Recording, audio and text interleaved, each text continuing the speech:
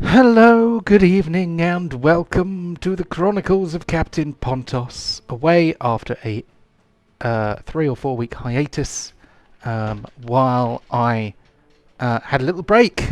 GMs in the audience will know that too much GMing can lead to massive burnout, and that kind of ruins it for everybody. So it was definitely time for a break. Sorry to spring it on you, but feeling much better for it. Thank you very much. Very happy to be back in the room. You may notice that I have changed the OBS overlay to reflect that the party are currently in the Shadow Realm. I was showing Kev a bit earlier that it actually changes, so actually I will have a hold on, I'll give you a quick demo. There we go. That's the happy version, and that's the evil version. And I can do the same on the home screen as well. So, as usual, I am going to ask somebody to volunteer to give us a quick reminder of what has gone before. Just to remind us roughly where we have got up to. I know it's been a bit of a break, so feel free to go a bit wider with your catch up. I think it's going to have to be Kev, because I don't think anybody else takes notes. Okay. Okay. So we somehow ended up in the Shadow Fell. We've done a little bit of exploring, got mullered by lots of sort of weird shadow ghouls and all sorts of lovely stuff, and plants and undead knights. Eventually, we got to the lighthouse. We investigated and saw there was a weird cloud of higher up. We went to get a bit closer, and it seemed to be sentient and wants to go back home. They called themselves the Moonlight Spirits. They did tell us if we, somewhere between here and the temple on the island, there is some people that could help us. They are agents or emissaries of the Raven Queen, but don't trust them. Don't trust the Netheril when we get to the temple either. So basically, don't trust anyone. Trust no one. We then started heading towards the temple, but we decided rather than go through the woods, we went on a nice beach break and got attacked by a back-off great big crab and its baby eggs of more undead things. And with a huge amount of melted butter and a lot of boiling water, we finally beat the crab. And Sebastian Hole. And we got some nice bits there for rewards from its nest. And then, just as we were leaving there, we met some elves that were even more emo than Kalrook. If it's if that's possible. I don't know much. Yeah, we'll move on from that. That was pretty much. That was pretty much it, wasn't it? I think that pretty much brings us up to date. So thank you very much for that, Kev. Please give yourself inspiration if you do not. Please give yourself inspiration if you already have inspiration. You may give it to someone else. I've got one. Anyone missing an inspiration? I think I used up mine. I could have it if that's okay. Yeah. Else? Cool. Right. I don't think I've got any. Check. Well, Michael was the first to pipe up, so let's give it to him. Here we go. So I am going to move us on to the map screen. And I need to rearrange that on the screen a little bit to make it visible. So here we have the dark version of the islands. Obviously, the analogues of these islands are the Isle of Issyk, which is the Western Isle. That's where the elves live. Basically, just a crater here. Then there's the Isle of Thrall, which is where the orcs live in the other place. And then the Isle of Dread to the south, which, well, they may have different names here, but but yes. So the party are currently on the northern beach of the dark version of the Isle of Dread. It could be the Isle of Joy. You never know. And they have Only been. hope. Yeah, you can only hope. And you have been invited by some strange shadowy elves who call themselves the Shadakai. They invite you to go to their camp, which is in the Dark Forest. Are you accompanying them? I think more information is beneficial, and hopefully they know how to avoid the dangers in this place better than what we were doing. Cool. Well, you notice that these pale, shadowy elves are exceedingly light on their feet. The leaf litter of pine needles and other such like that covers the floor of the forest. Their feet make almost no noise upon it at all. They are about as quiet as Kararuk is. Kararuk is pretty quiet. These guys are similarly endowed with super stealth. They lead you around a number of clearings and kind of little cavelets, which they tell you are haunted by undead creatures, thereby saving you what would have been a couple of annoying, if not dangerous, battles. And then they bring you in to their camp. So I am going to move us onto that screen. Let's see. There we go. Yeah, it looks a bit dark on the screen. I have a new monitor in the middle here, and it's much brighter than the other one. So I'm trying to work out. But also I can see more because that's the GM's view. But anyway, surrounded by kind of a palisade wall of tree trunks lashed together with crude ropes, you can see a camp. In that camp are carts, tents, and a single campfire surrounded by boxes, which are makeshift kind of stools. Your companion, who has led you this far, it's dark. Is it completely dark, or is it just a bit dark?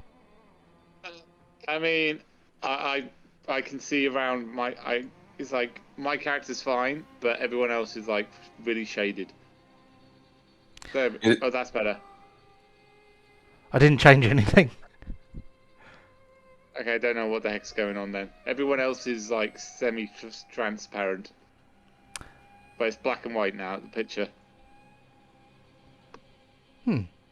I mean, it is not very brightly coloured, I have to say. I deliberately kind of desaturated it, but I'll say because it's still coloured though. Oh no, I mean my one's fine, but everyone else is like is very transparent and like shaded. I mean, the lighting seems to be fine for the picture because the torchlight is fine in the camp, and I'm assuming you want some sort of like noir version of the camp itself, but for some strange reason the rest of the group right now is transparent, very faded and almost see-through. That's weird. Okay, I'm gonna. Don't worry about it. Anyway, well, let's not worry about it. Take a screenshot of it if you like, and chuck it in the chat, and then I will look at it later and see if I can work out what the issue is. But we won't dwell too long. Let me make sure I'm in the right place. That writing is very, very small. My glasses are currently in the shop, so to speak, because I had an eye test, and I'm too tight to buy a new pair of frames, so I am blind for the next week. Hopefully next week I will be able to see. Right now everything is too small. So you are led by a Shadakai who calls himself Krutik. Krutik leads you towards the fence. He opens it so that you can walk through and leads you into the camp.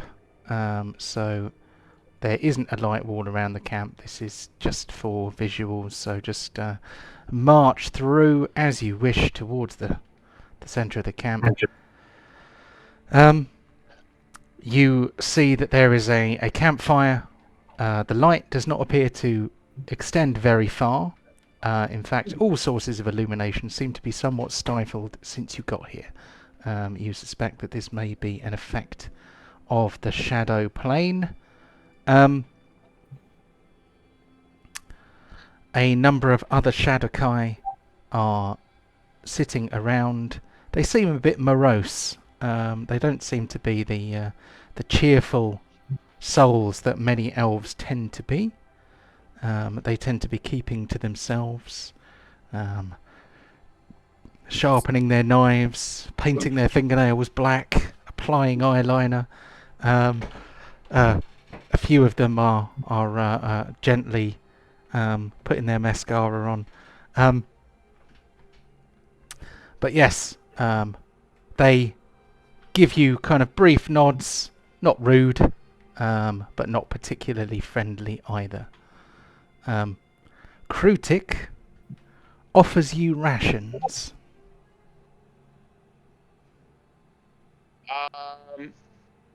I'm fine with my own, thank you. Okay. I will accept, not to be rude. It's not the first time I've sampled food from other planes. Yep, Deep will graciously accept. Okay. As will Kararuk and say thank you, dear cousins. Wait, hang on. Don't dwarves have like iron stomachs and are immune to poison or something like that? So I think they have poison resistance. yeah, I'll go with that then. Fine, if everyone else is. Okay. So Krutik kind of makes a gesture, and one of the other Shadokai kind of shrugs their shoulders slightly irritably, and then goes into a tent, and then comes out with a big wooden platter. On it is coarse dark bread cut into thick slices, and what look like some kind of cold cuts, some meat, some kind of cheese. As you inspect the food more closely, where has my window gone? The meat on the cutting board seems to be kind of oozing blood, and when you taste the black bread, it is very gritty between your teeth, almost like you're chewing sand or something like that. The butter smeared across the black bread is kind of sour smelling, as if it's gone off. They offer you water, and the water kind of smells brackish and generally unpleasant. Well, I'm just as I'm eating all of this, I'm just going to be sort of as discreetly as I can do a little bit of a prestidigitation to improve the flavour of the food and drink that I'm consuming. It doesn't help much. Bastard. It makes you feel a bit better about eating it, but Krutik looks at you. He kind of detects your distaste, and he says, are these the first victuals you have consumed since coming to the Shadowfell? Other than our own rations that we had with us, I believe it is. Yes. You will find that food and drink here taste strange. It is an effect of the Shadowfell to make all things sinister and unpleasant. You'll get used to it. You will probably find that your own rations are similarly wretched. Well, hopefully no offence, I don't intend to be here for too long on this in this realm for the time being. We obviously may return, but I thank you for your hospitality nonetheless. You are welcome. I am going to get you all to roll a Constitution save for me, please. You do? You know that. The first one was Pontos. The second one was Char. Okay. True to his word. Interesting. Okay. So, Pontos and Char. I'm going to assume that Pontos thinks with his stomach and will eat anything offered to him. So, Pontos and Char, true to what Krutik said, begin to immediately acclimatise to the unusual texture and flavour of the food. It doesn't bother you as much after the meal as it did before the meal. Deep Kararuk, I would say Borin has a similar experience. To start with, it's like, ugh, and then after eating it, you feel normal. Deep and Kararuk continue to be disgusted throughout, and do not like the food at all. You can barely hide the disgust on your faces as you eat. Krutik kind of looks at you with interest, sees the look of acceptance on some faces and the look of disgust on others, and he says, "The shadow fell affects people in different ways. If you stay here for long enough, the changes may become quite pronounced. We, when we came here, were Eladrin, but we have been changed. You too." Have you not been able to? Sorry, carry on. Have you not had a look on how to get back home? This is our home now. We stay here with our patron. She brought us here, and this is where we shall remain. Is that how you permanently felt, or is that something you've evolved to believe over time? We Shadokai are the same Shadokai that came with our queen to this realm. Our evolution has not been from generation to generation. It has been bodily within ourselves.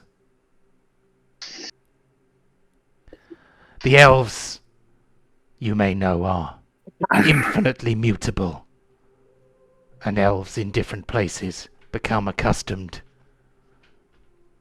to their locations. Has no mute at all. What's that? The elf I know has no mute at all. Oh, immutable, no mute at all. Okay, very good. That reminds me, we must give you inspiration from before. I'm going to click the button. Give inspiration. Oh, it was not that. Oh, that was loud. Okay, I need to turn the volume down a bit. Or maybe that was coming through the headphones, I'm not sure. Anyway, I am going to say that if you are not at full hit points, you may restore your hit points because you are resting with the Shadokai, and they bring you back up to full health. The equivalent of a long or a short rest? I would say, I think you did a rest at the end of the last session anyway, so I'm not sure why Borin doesn't have his full hit points, but I think everyone else does. I think we did a short rest. That was what we. That was why. All right. Anyway, put your hit points up to full. as if you have had a long rest, and we will continue from there.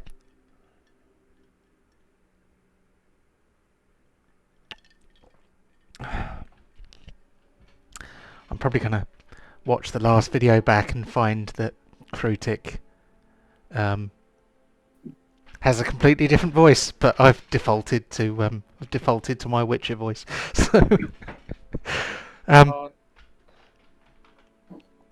So, Well, we were advised to possibly seek you out on our journey, actually, Krusik. Who has sent you my way? The lighthouse. There was a guide that told us to seek the emissaries of the Raven Queen. I assume your deity that you follow to this bleak plain. Are they one and the same? Indeed. Right. We are they, and the Raven Queen is our patron deity. Right. So my instincts were spot on. This is good. This is good. Yes. We intend to go towards the temple on the eastern edge of this island. Is there anything you can advise us? Anything that you can warn us or help us about?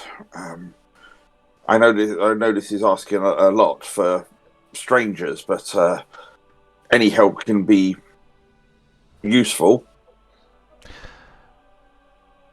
I personally cannot aid you. However, we have standing orders to summon an avatar of the Queen should travelers come through with intent to visit the citadel. Now, Rook, please behave. I don't think you want me here for this bit. He pulls out what looks like a tiny black whistle, almost like a dog whistle sort of thing. And he blows on it. You can't hear a thing. You can't hear, not even the faintest squeak. But something does appear to happen. He kind of points up to a somewhat cloudy night sky, where there is a sliver of a crescent moon, and he says, "The avatar comes." An enormous serrated shadow. Let me check. What? Yeah, my quick question is, what's firstly, I'll start trying to use this a bit more. I'm sorry, I interrupt stuff. Okay. What's Frenchie say about all these guys? Okay, good question. So Frenchie in silent mode, unless you want him to speak out loud. He says, mon ami, these people you are among, they are true neutral. They are not good or evil. They are very much like this place, kind of nondescript and a bit sinister. Okay, thank you very much. Very useful. Okay. So, an enormous serrated shadow drops from the edge of the crescent moon, diving with wings closed, accelerating towards the earth. As it closes on you, growing ever larger by the second, you realise that it is made up by a collection of what look like brushstrokes in shades of black and purple, as if it is an animated painting that has escaped from its frame, constantly in the process of being repainted on air as it moves. The painted raven alights weightlessly upon a fence post and looks at you with beady black eyes. I am going to pop it onto the wrong layer. Hold on, there we go. I'll put it on the token layer. I'm going to blow it up so you can have a look at it. I did not paint this. What I ought to do is put a credit in the doobly-doo. I will attempt to remember to do that this time. Bum bum bum bum. So, yes, this is a bloody massive raven. But it does not appear to be made of flesh and feathers like you would expect a real bird to be. It is made of stuff. I am going to push a button and do a thing.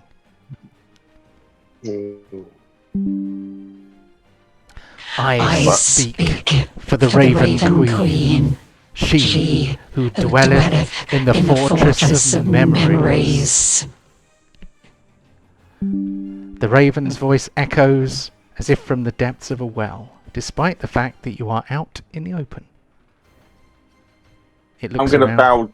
Yeah, I'm going to bow deeply to this entity that's just anime landed in the middle of this campsite.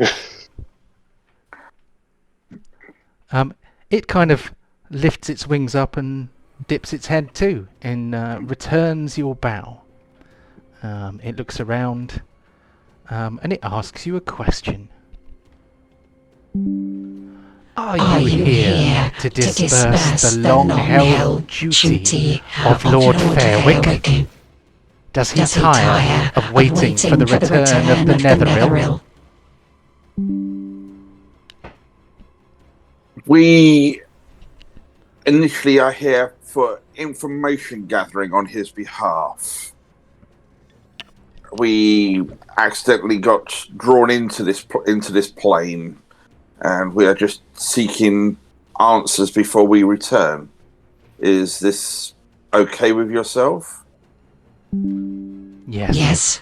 Ask your questions. Right, okay. What do we ask? Just make sure we are all on board on here. I want to ask you if it's a god or related to gods. Oh, God, no. Are you asking that? Put the knives down. Yes, I'm not going to bow, I'm just going to walk up and ask it straight. Okay. See. I am not a god. I am merely the avatar of a god. Far from here. Not too sure how she feels about me, so I'm going to stay out of this, considering I take people, their souls, not to. I don't take them anywhere when they die, which is what she is, the Raven of Death. They go somewhere else to kind of live somewhere else, effectively. So I'm not too sure how she feels about me. Oh, well. Okay, if Nate, have you got any ideas for questions, or do you want me to just wing it? No, I don't know what to ask. Do you get it? Because it's a bird, so we're gonna wing it. Yeah. Oh my. Oh, no. You don't laugh at my mute one, but you laugh at that. I laughed at your mute one. Sorry. Okay, so I'll look round you guys and sort of get these sort of blank stares. So it's like, okay, I'll step forward. No, I'm going to just, before you go, just nudge him. Say, ask him how to start a god war. How to what? Sorry. Start a war between the gods. I'll leave that to the last question, just in case it affects the others. Yeah, that's fine, as long as you get that. I'll try my best to slip that into the conversation.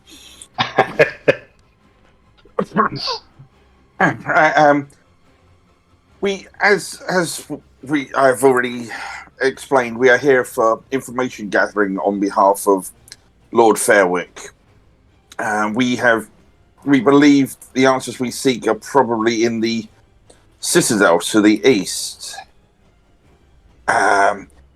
What is a safe way to approach to avoid detection as much as possible?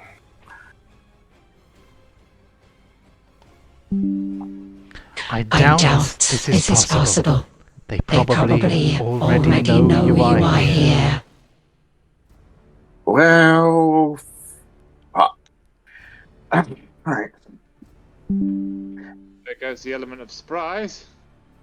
Is the means for us to return located within the citadel? Undoubtedly. Well, that's something positive at least. It sounds like we've got a ferocious battle ahead of us. Do you have any advice? Don't die. Wow. Thank you. Thank you. Does your gods know of me? The raven looks at you, cocks its head somewhat quizzically, as if it's listening to a voice from far away. And it says, "The Raven Queen knows of you. Your life has been touched by Orcus, who she despises. There is something you ought to know. Your alter ego still exists." Oh, So- fantastic. So the good Calric is still alive. That's good to know, right?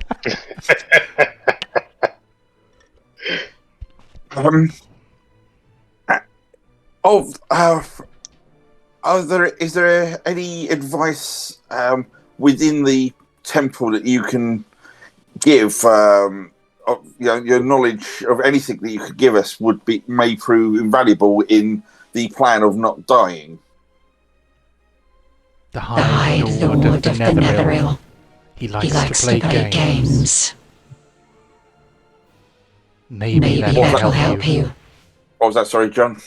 The High Lord of the Netheril likes to play games. Right. Okay.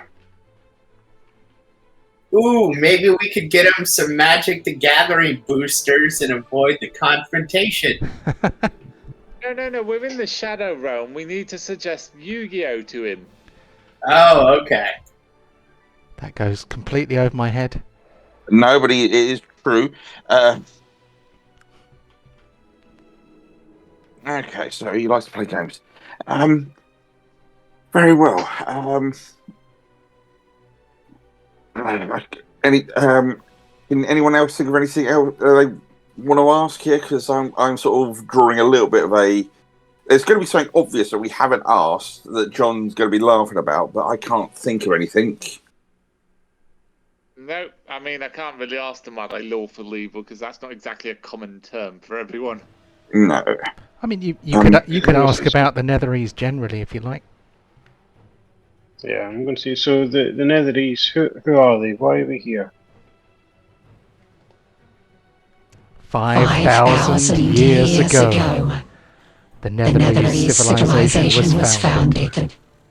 They are the greatest wizards and magicians and arcanists that the world has ever known, far outstripping the magic of any other civilization before or since.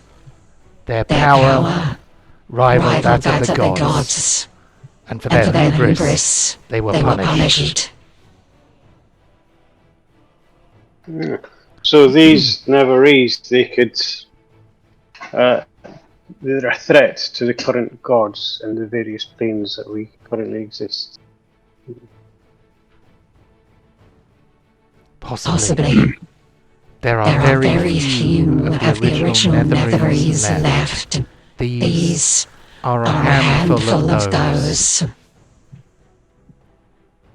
Okay, so there's not too many. I assume then if there's not many of them, they make use of slaves or creations to do their bidding. Mainly, they hide from the Raven Queen, who wishes to collect them. Understandable. Right.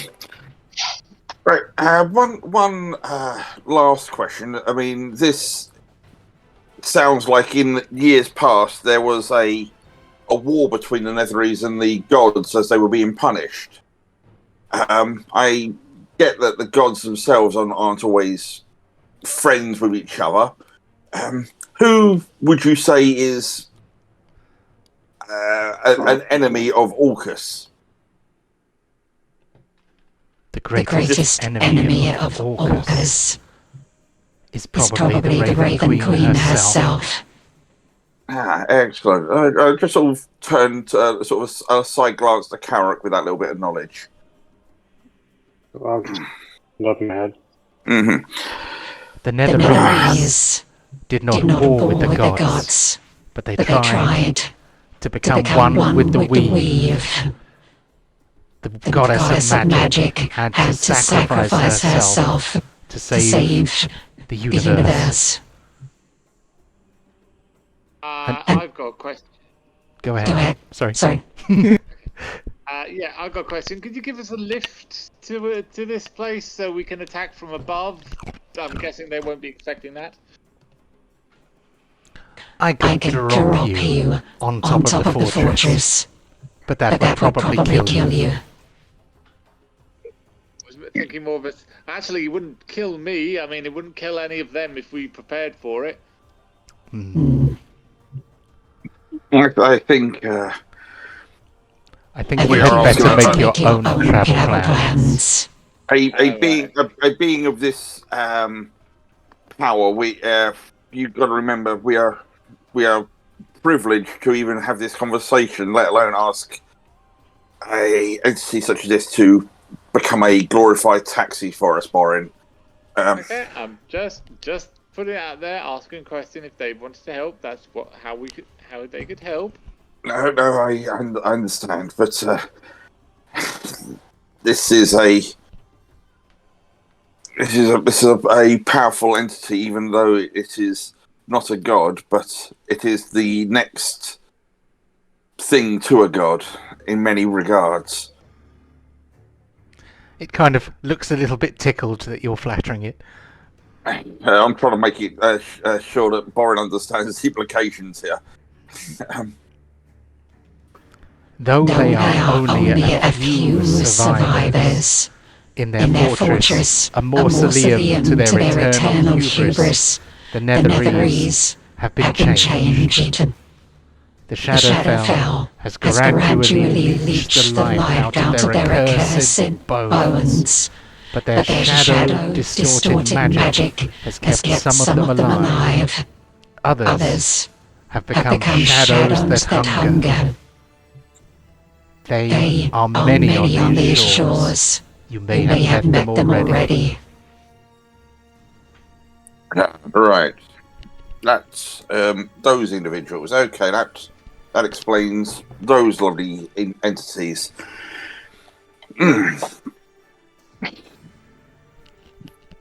Yes, I think we have encountered some of the lesser Netherils that have been changed over the time, and yes, I wish to avoid them if at all possible again, because they hurt. I thank you for gracing us with your presence and your knowledge. We will do what we can to persuade some of these spirits to join the Raven Queen. Before you actually go, do you have any weapons or armor that you can bless upon us, which may help us in this endeavor? No. No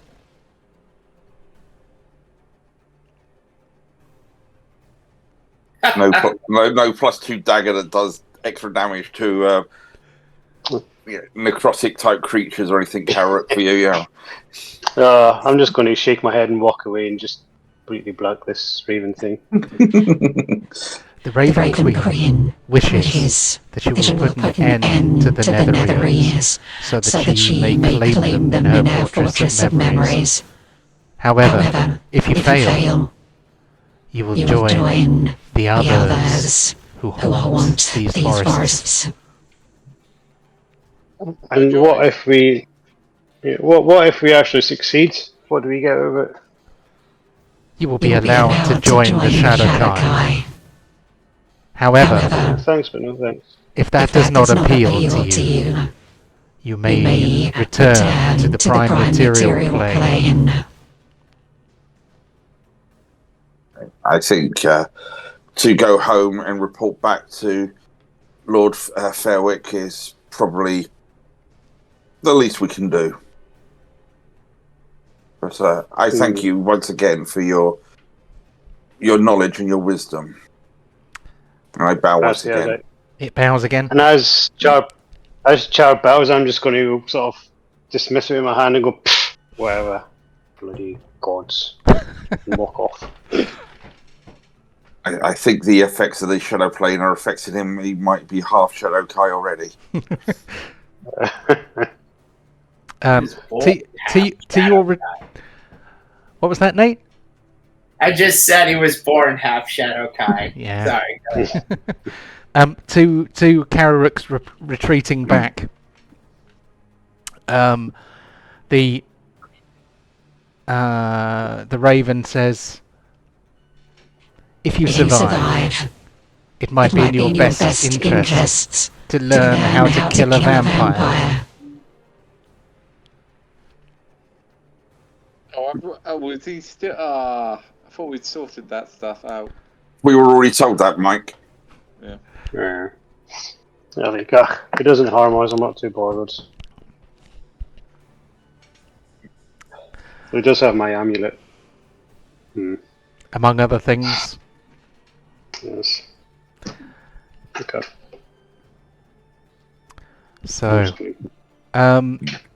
the Raven begins to look a little bit impatient. It kind of looks at you to see whether you have any questions for it. Let's check the chat. I hear noises. What does that say? Oh, you don't have to check that. Oh!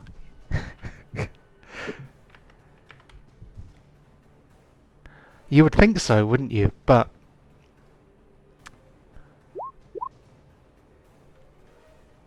Yeah. So, I need to make sure I'm on the right page. Here we go. So, continue. Does anyone have anything else to ask this this avatar?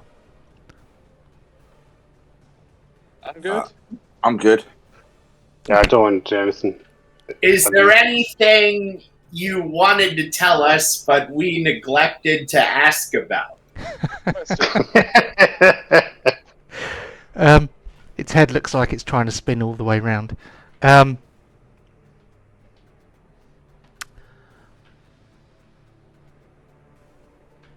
We thought you would ask how the Netherils got here. Do you wish to know? Yes. Very well. That was obviously a very clever question, Nate. Tell us what we should have been asking. Tell us what we should have asked all along.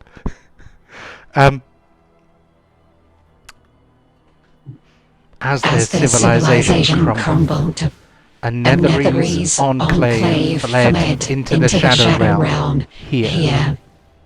Their magic was fading, and so they fell. The mountain that they built their castles upon, remembering at last that stone should not float. They crashed into a great island, sundering it utterly. A Mythalar, the power source of their enclave, fell into the sea, creating an eternal vortex in the water. In the sea between the three small islands that were all that remained of the ancient landmass. In the material plane, The world was likewise transposed. This voice is AI, so sometimes it doesn't seem to pick up the words quite right. And I'm like, I didn't say that, but I quite like it. That's pretty cool. I can. So that explains the vortex anyway.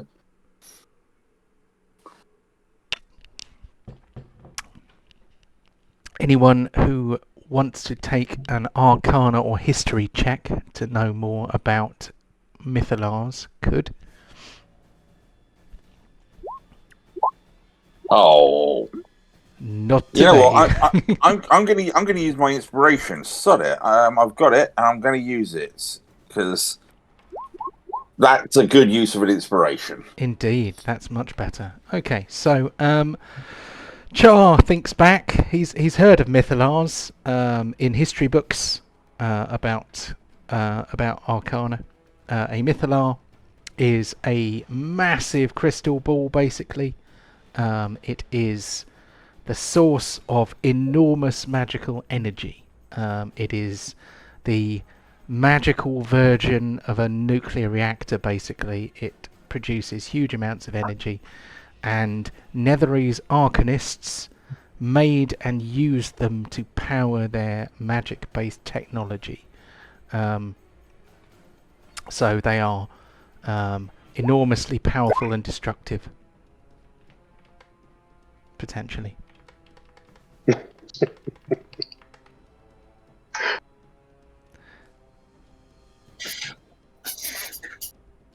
Magical virgin? I didn't say that. I don't know what I said that sounded like that. I can't wait to have my glasses again. Sounded like you said magical virgin of a nuclear reactor. Version. Sounded virgin to me as well. Awesome. Okay, yep, magical virgins, okay. Now that could be something that would be, leaving something like that in the ocean could be just cause all sorts of trouble. It'd be much better if it was in our hands.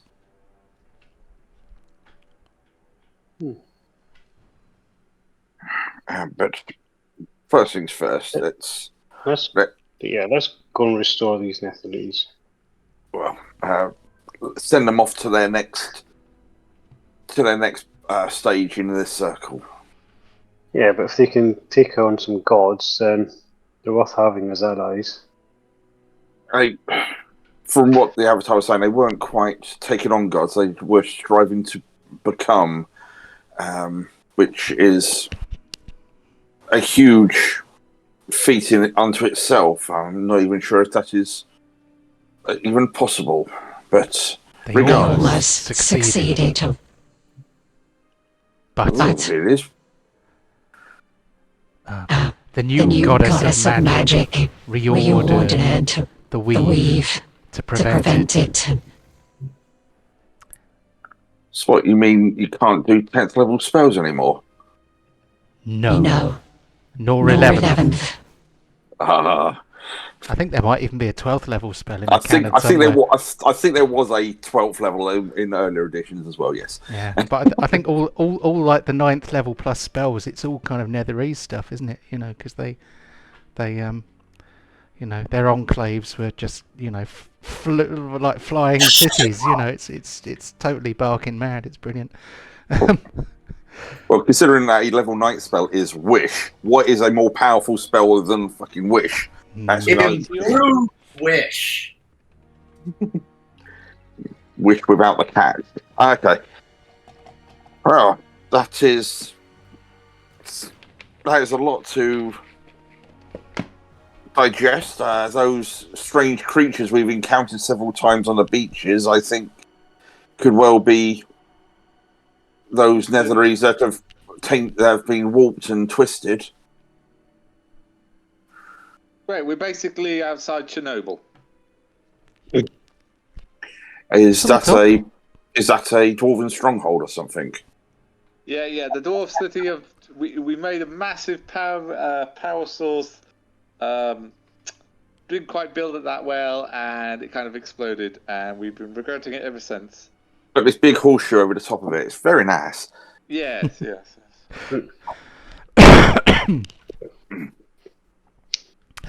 Right. The raven gives you a bow and flutters away. It just kind of leaps into the sky. I say flutters, it kind of goes and it's gone. You can kind of hear echoing wing beats as if far away. Dwarven communism just doesn't work. What's that? I'm just turning around to the party and saying it very quietly. We need these Netherils to come and help us take some gods down. Can you imagine them as our allies? All that power, all that magic.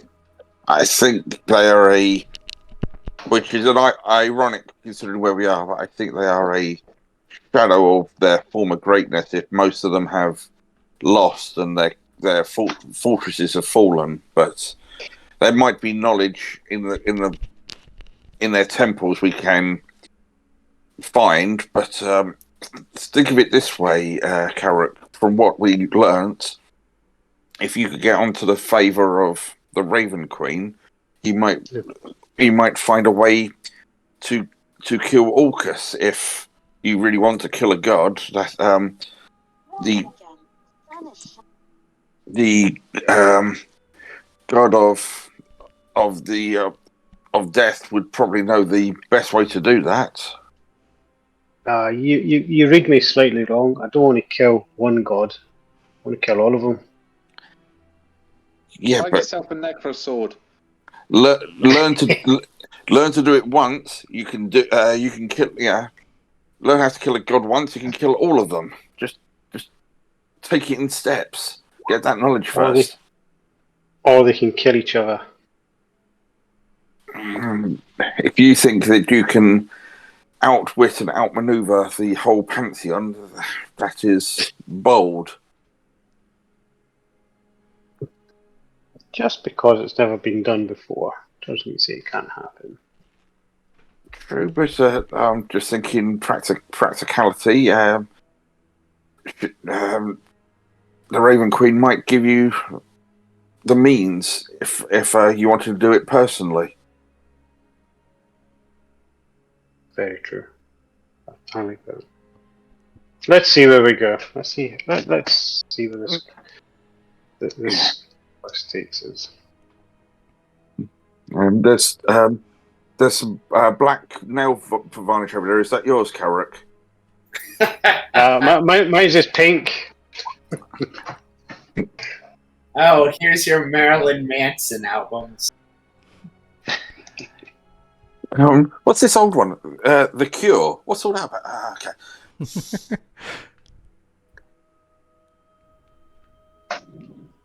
All right.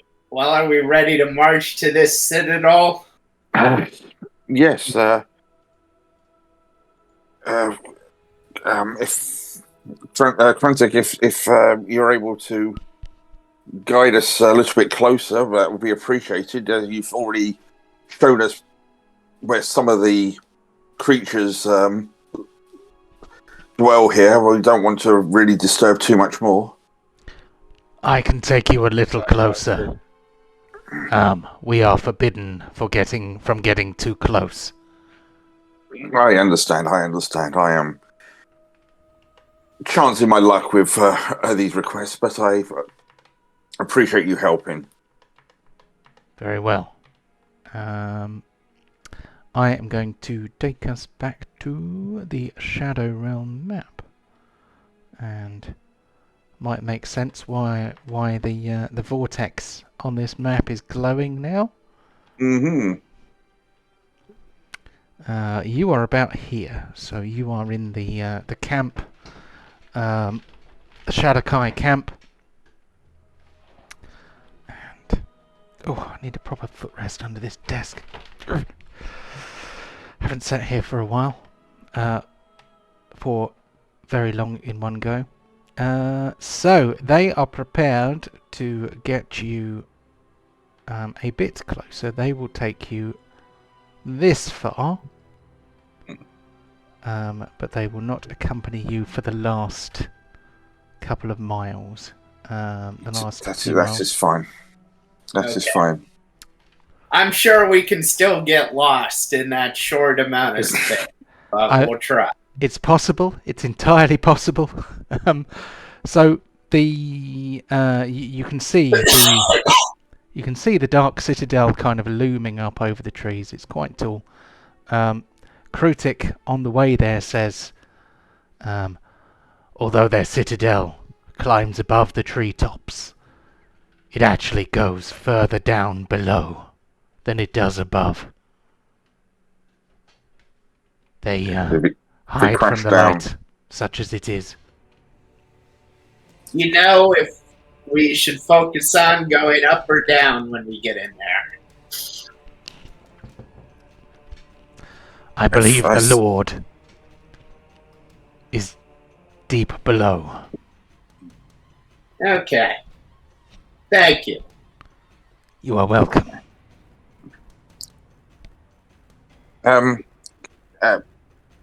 Deep. One bit that that Avatar mentioned, I would have thought you, out of all of us, have the most knowledge of these things.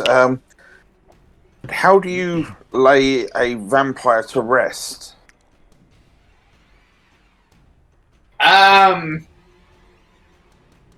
Well, John, is it okay if I just speak what I know here?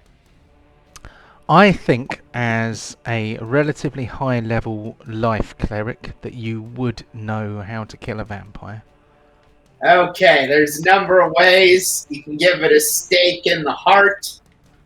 There's an alternative theory that you put the stake in the crotch, but that's been disproven. You can also pull it out into the sunshine, which won't help us much in the Shadowfell. And you can also hold it under running water. Is there any way to make artificial sunlight that can kill it? I have access to that spell. I believe it only wounds it. It doesn't kill it the way that sunlight does. Okay, so we have means at least to try and put such a foul creature to rest. That is a start. I have an idea of how we can try and approach this citadel as relatively unseen, but I need your help with that, Kalruk. Yeah, of course. How can I help? Though I think I might be able to read your mind here. I think I might know what's happening. Yeah, I'm just going to reach into my robes and pull out my my flask. If you would, if you'd like to carry this in a more conventional way, as opposed to what Pontos has done in the past. Yes, of course. And no codpiece, please. No. You do realise that inside my my little bottle, I can actually see out, and every time Pontos did that, it was quite disgusting. Nice. If everyone is willing to come aboard and Kalruk can try his best to hide in the shadows in this place. Yep, okay. Deep will hop in. Okay, and Pontos can chew bacon. Yep. So, it's just you, Kalruk, with the bottle. Awesome. So I will put the bottle where a codpiece should go. I'm not joking. I'll put it in my pack or in a pocket or something. I'm ready with it. Okay. I am not Pontos. I'm a bit more refined. So, are you now going to yeet it into the vortex? Don't tempt me. It'd be an Yeah. impressive throw, I have to say. That's about 30 miles away. So, And you're in the middle of a forest. Don't know what direction it is. but if you roll a natural 20, it would of course happen. Because everything is possible with a natural 20. All actions, no matter how ridiculous, can be achieved. There's a 5% chance of success. 5% chance of happening. No, we know that isn't true. I'm just mocking those who believe that anything is possible within the game, for it is not. No. Cool. So I'll put them in my pocket, and I'll stealthily and sneakily walk up. Okay. So Using what was it? I've got fear in the world, is it? Second. So I can use anything to hide very much. say that again. So I'm being extremely sneaky, and I'm using Mask of the Wild where needed. So I'm going stealthily if I see anything. Okay. So your lowest possible stealth roll is still pretty high, but I'm going to get you to roll stealth anyway, just for shits and giggles. I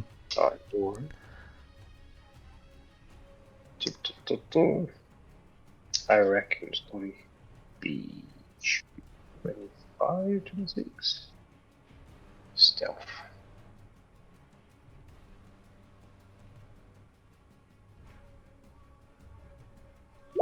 $29, not bad at all. Mm-hmm. That was with a 16.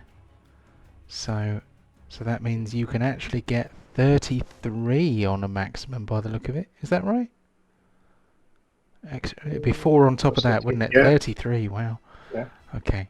Those are Pathfinder numbers. Never played it. If you roll a 29 in Pathfinder, that's an average result. Numbers are big in Pathfinder. Okay. Cool. So, if you've got an 18 armor class in Pathfinder, you're in trouble. It's not good. Which is, I always find hilarious switching from one game to the other. You're just kind of like, yay, I'm dead. So you manage to sneak like a sneaky gothic shadow through the undergrowth, right up to the gates of a dark citadel. It has the flavour, perhaps, of a church or something like that. It has a slight hint of kind of gothic architecture, although there are some unusual motifs. So instead of the kind of Christian carvings and icons and things like that you might expect to see on a church-like structure, there are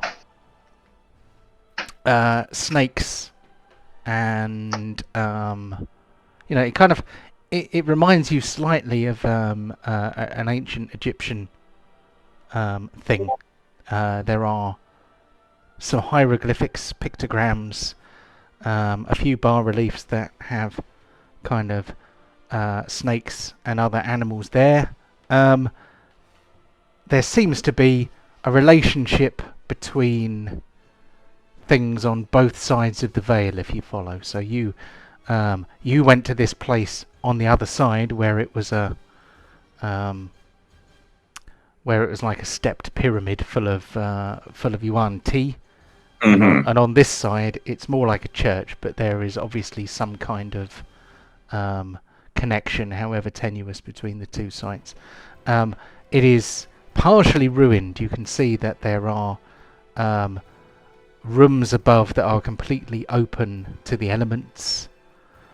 On the ground floor, it seems like everything is more or less intact. There is a stone double door ahead of you that it looks like you could enter by. Is there any windows or anything that I can see? There are no windows. So looking up, can I see an entrance further up? I could reach how far as the empty windows and stuff. So there are some. Let's see. I would say there are some apertures, which may have been produced by weathering, or Chimneys, anything like that? chimneys. Ooh. Well, there are structures. There are things you could climb up, and there are holes in the walls that you could walk through. So, there's nothing quite so obvious as a window. The architects obviously didn't really care very much whether any light got in. Okay, In fact, they may have actually wanted the opposite. They may have been trying to stop any light getting in. Okay, so in theory, I could chuck up Kev's little house through one of these apertures. Is it made of glass? It is fragile. Okay. So, You could wrap it in some, dirty socks or something, or your underwear. Well, how about I pop out, fly us up to like a window, and then chuck us in. At the moment, you don't know this is happening, but could Carrot communicate with you inside the bowl? Can he? Would you hear him talking, or could he just tap a finger on it or something? I think probably tapping. Yeah, I'm sort of aware of what's going on outside, but not necessarily have conversations. So, Okay. So if this building's all done, I can climb up a little bit into the first floor. I'm going to just try and climb up. Okay. That will be Stealth. certainly not. Climbing would normally be an athletics check because climbing is usually a feat of strength, isn't And it? if he falls and crushes it, we'll be killed by Carrock's ass. if you're lucky enough to be squashed by his ass. Okay. Oh dear. So, with a 7, that's not you get nearly all the way to the top and then accidentally let go. That's more like you don't get very far up, in my reckoning. So, you find that this unusual architectural style seems to be shorter of usable footholds than you would have expected. You sort of start climbing up and realise that the angles of the stone seem to be resisting your attempts to climb. The door, however, looks inviting. Yes, I'm going to check the door for traps. Go ahead. Let's have a Stealth? Perception is normally what we use for checking for traps, isn't it?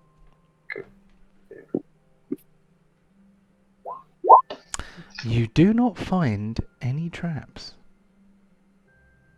Okay. I'll slowly push at the door.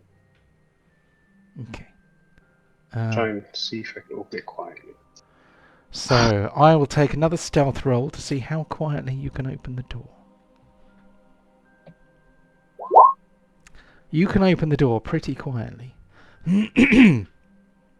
Someone standing with their back to the door, only a foot away from it, would not hear it opening.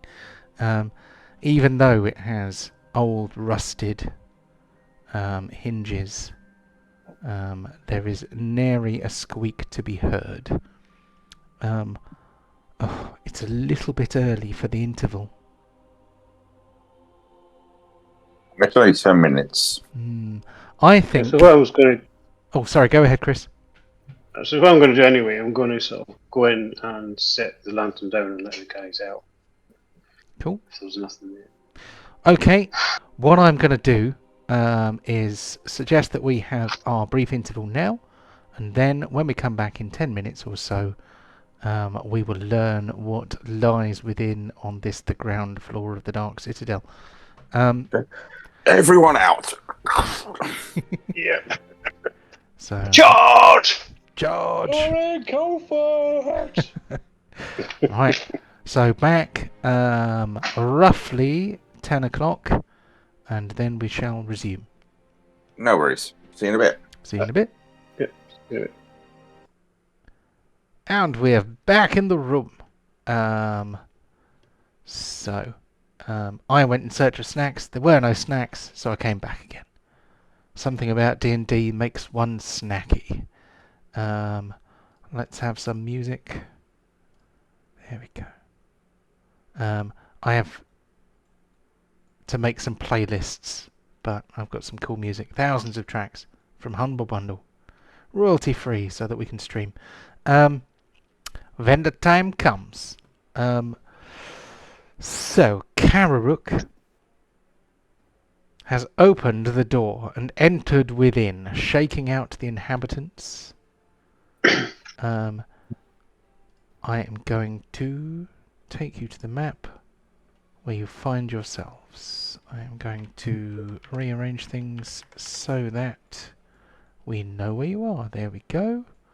Right, we know how to do this. After the last time we did a fortress like this, we split up, open all the doors, and we hope for the best. Split up, open all the doors. Exactly. So now there is a compatibility issue with. I need to fiddle about for a second. There is a compatibility issue with a plugin that I use, and I'm just going to have to put up with it. It's fine. So can you guys see the door and window icons? You won't see the window icons. Doors. Can you see? You can see 3 doors. Don't just randomly open them. How very dare you! I can see the door. So please don't open a door unless you're standing next to it. For that will give you a view of things that you should not yet see. You find yourselves in a corridor. There is a stone floor beneath your feet, somewhat mildewed and damp. Stone walls with embrasures. Is that the word for where you put a torch? There are torches. Braziers. Yeah. At the end of the corridor, there are a couple of lights. These are torches that are in those ring socket things. They cast a dim and half-hearted luminescence into the room that you're in. The room is approximately 20 feet wide and 30 feet long. There is a door at one end and doors on either side. There is a sort of funerary air, if you like. You can smell mustiness, damp, mould, other unpleasant wet smells. Proceed as you wish. There are no people here or creatures that you can see. If nobody minds, I will take point and have Frenchy as an early warning system. If that's okay? That's fine. Mm-hmm. Unless you want to check the chat traps as you go. So, which door do we want to breach, bang, clear here? Well, whichever one you want to go to first, we'll follow. Let's take lucky door number 1 then, on the left. This is a double stone door with rusted copper hinges. Thank you for using the range ruler so I can see which way you went. Much appreciated. There are what were obviously copper rings for door handles. They have turned blue with corrosion. You may push the door open if you wish, or attempt to. I'll wait for my teammates to form up behind me. Carrie, do you want to do a quick... I'll check for traps? Yep, no worries. I'll go up beside Boren and check the door for traps. Okay, I will have a perception roll, please. The bravery of the cleric. Hey, I need to be alive to patch you up. Very true. Don't know. Nothing's happening. I'll try that again. Try again. That's a bit from the character sheet this time again.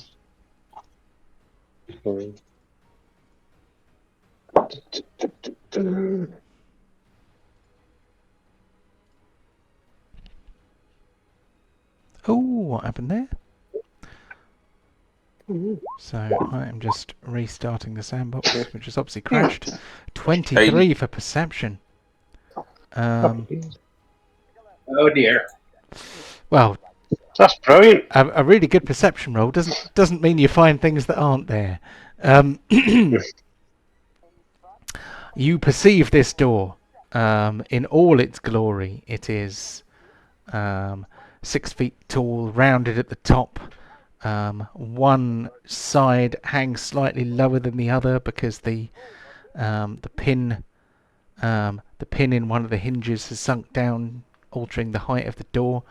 You cannot see anything that would qualify as a trap, magical or mundane.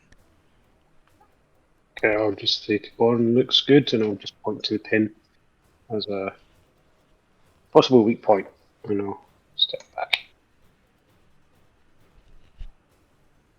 Just a button. Okay, if we're good to go then. Click away. Okay, I'm nodding it. I'll look at Boren looks at everyone. We're doing the whole nodding thing from Return of the Jedi. More Blue Harvest where it takes 5 minutes when I go around in circles, but yeah. Yeah. Okay, breach. And I can't click the damn door. There it is. Come on. Oh, open, you cursed thing. Is it not working? There we go. There we go. Okay. Oh. The door opens on a room approximately 20 by 20 feet. An assortment of pillars hold the ceiling up. It is a vaulted ceiling which comes to a point above a central structure within the room. It looks like a small, roughly 10 by 10 feet, it looks like a small mausoleum. This is the kind of thing you might expect to see in a graveyard rather than inside a building. It has an arched roof like a little house. Looks like it might be big enough to contain, if indeed it is a mausoleum, you'd probably only fit a few bodies inside. There is covered in glyphs of it at all? There is some writing on it. Am I able to ascertain what that architecture and symbolism is referring to? Who's inside it, if anyone? Can you please drop your stone cunning into the chat so I can remind myself how it works? Because I'm assuming that's what we're talking about. Yeah, it does say for yeah, click the speech bubble button and then it'll appear in the chat, and then we can all read it at the same time.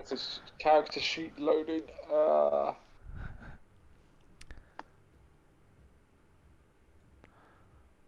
Dark vision. Things are really moving with Roll20. Actually, they've been making lots of updates. Apparently, the spell compendium is now faster than ever before. damn it, the writing is tiny and I don't have my glasses. Damn Whenever it. you make an intelligence brackets history check related to the origin of stonework, you are considered proficient in a history skill and add double your proficiency bonus to the check instead of your normal proficiency bonus. Cool. Okay. So, I am going to get you to take a history check. +4. Isn't your proficiency bonus 4? Yeah, so you're Yeah. +8. Yeah, it's +8. Oh yeah, sorry, I was history.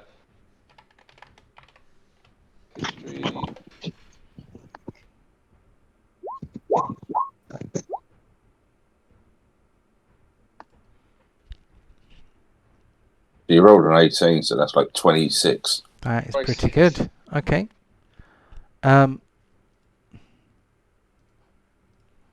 So there are things I can tell you. This mausoleum here was constructed out of stone that had been used to build something else originally.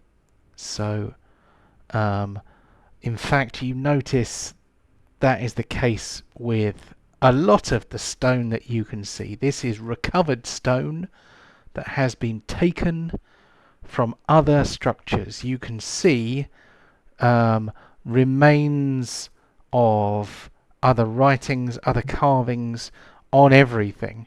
So, in the same way that allegedly houses in Cairo are built from stone nicked from the pyramids, this building, and to a greater or lesser extent things within it, are built with stone recovered from other structures.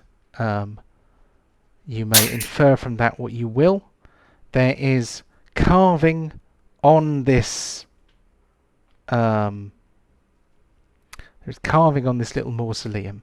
It is quite crudely carved, as if the implements being used to carve it are either being used in inexpert hands or poor quality tools, like trying to carve a harder stone, a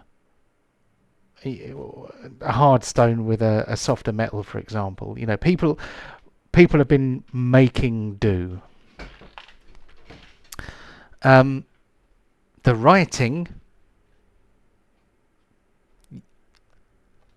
you guys have come across Netherese ruins before, haven't you? Well, there was the tower. Yeah. So you recognise the script. I'm not sure whether any of you would be able to read it. I might. I've got. Where is it?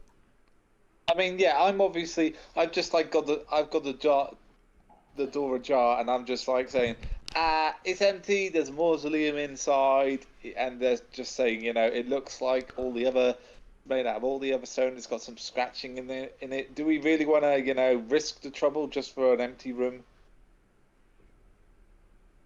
Right, if we got time, I've got comprehend language as a ritual, but that would take 10 minutes. Or we can move on. Okay, I say close the door and move on. Yeah, let's just move on. Okay, shut the door. Right, on to the other side. Shall we go? Oh, check the door for traps again. Thank you, Karuk. No worries. No sharing spaces. Get off my space. Get out of it. It was so close. You two get a room.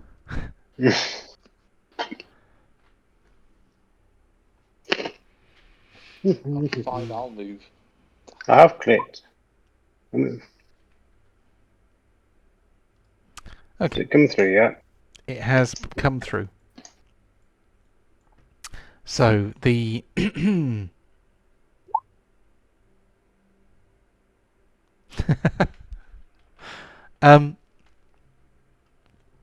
that kind of perversity that that will one day make you an excellent DM, Nate. Don't give him the ideas. Um, it's that kind of perversity that probably makes you an excellent practitioner of the law as well, I'm sure. The door does not appear to be trapped. It is similar to the one opposite. There is some text Outside. carved at an awkward angle across the door, as Don't if. open it. It's fine. There is some text carved at an awkward angle across it, as if this were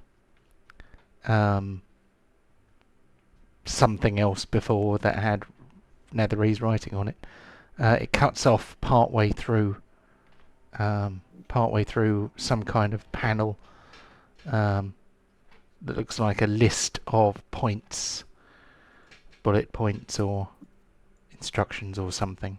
Difficult to say, but it's at an awkward angle. You may open the door if you wish. Char, you said you could comprehend languages, but it would take 10 minutes. I pointed this and like, do you wanna? If you guys can do without me for a little while, and I'll sit down, summon my book in front of me, and start going through the process of ritually casting comprehend language. Once I've cast it, it'll last for about an hour. So at least. Yeah, I mean, I'm all for waiting 10 minutes because that way we can do this and the mausoleum and a bunch of other stuff we wait on. Because if it says do not open dead inside, it's kind of a bit redundant if we go inside. But you've already opened the door. I did not actually. So, is the door open or is the door closed? No, the door is not open. Okay. So, no roll is required, is it? It's just a Yeah. It's just an effect, isn't it? But it'll take, like I said, take me 10 minutes, or 10 minutes and 6 seconds to ritually cast it. Okay. So, Char casts the magic doobly-doo, which allows him to comprehend languages. Can you drop the spell in the chat if you have it to hand? If not, I can look it up in the compendium. I just need to... One moment, caller. Where are you? And is it the speech bubble? Yes, I believe so. That should drop it straight into the chat. There we go. Oh, That writing is bigger for chat. some reason. That's much better. For the duration, you understand the literal meaning of any spoken language that you hear. You also understand any written language you see. But you must be touching the surface on which the words are written. It takes about 1 minute to read 1 page of text. This spell doesn't decode secret languages in a text or a glyph, such as an arcane sigil that isn't part of a written language. Okay, so this is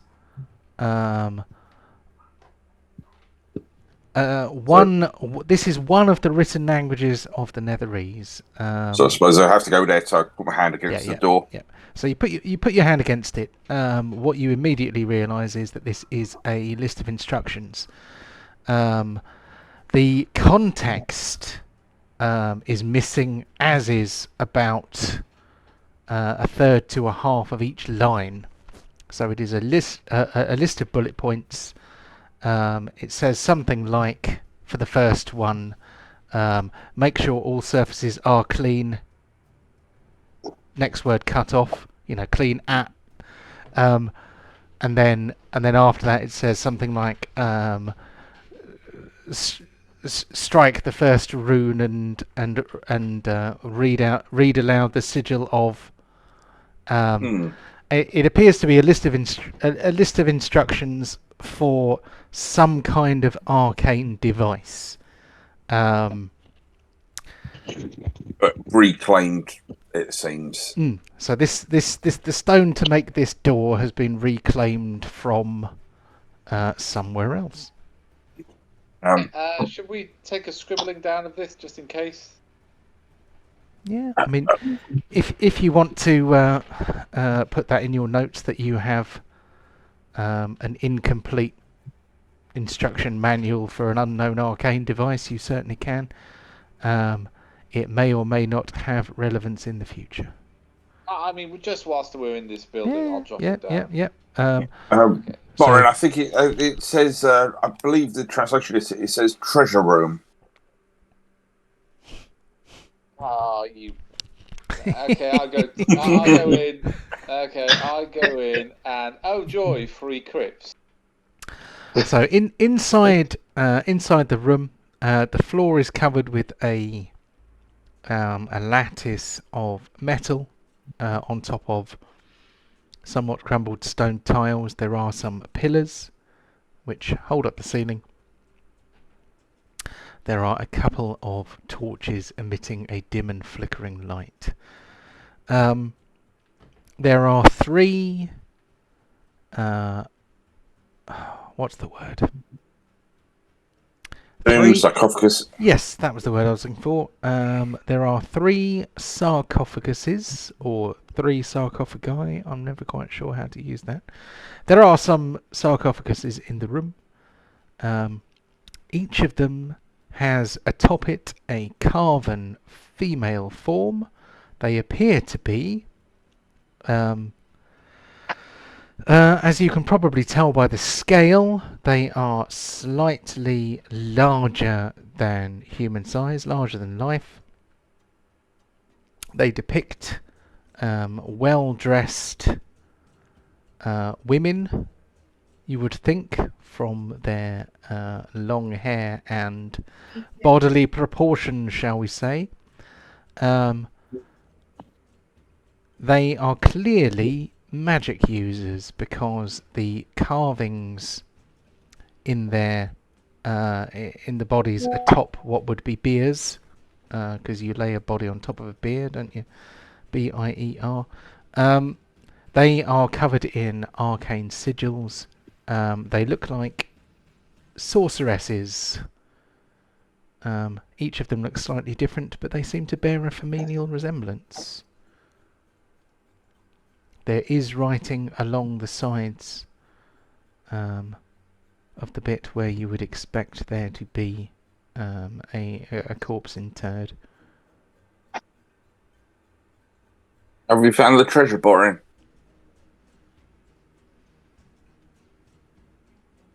You're on mute. Yes, sure I have. It's right here, lots of it. Do you want to have a look? Yeah, I will go in just to a bit of a smile on my face. Oh, is this the trellis of stone look like it can be pressed upon?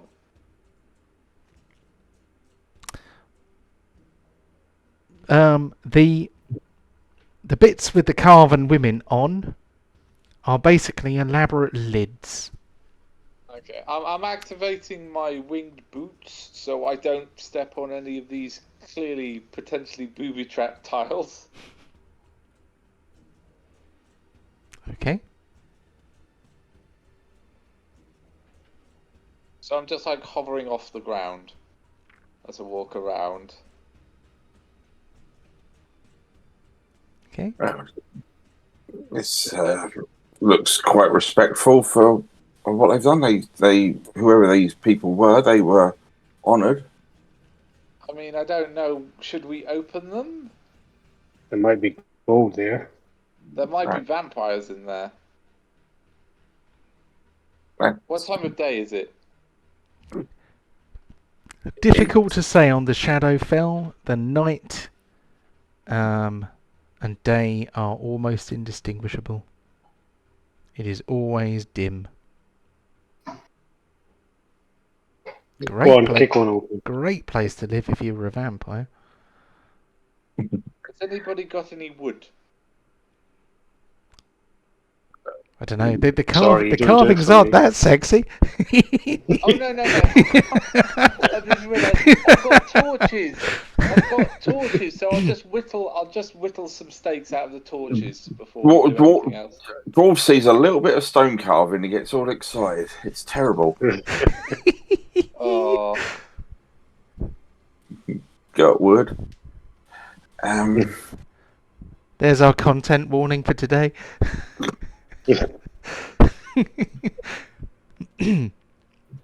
Boren, I think you need a third flying shoe the way you're going there, mate.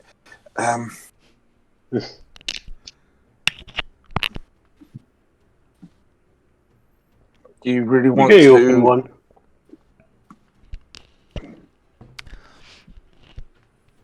Hey, I'm letting anyone else charge until I've finished whittling my steaks. Well, you had 10 minutes to do all of that while I was doing my Yes, ritual. well, I've only just realised I should have done that. I will obviously hand these out to one for everyone. Okay, so you so you take your torches and you put points on them. That's fine. You can do that. It's a fiddly sort of job. You can't be confident that they are very sharp, but you know, enough force. One steak's better than nothing. Okay. So you whittle at least one torch to a point. That might take 10 minutes on its own with a dagger, or an axe head. I don't know.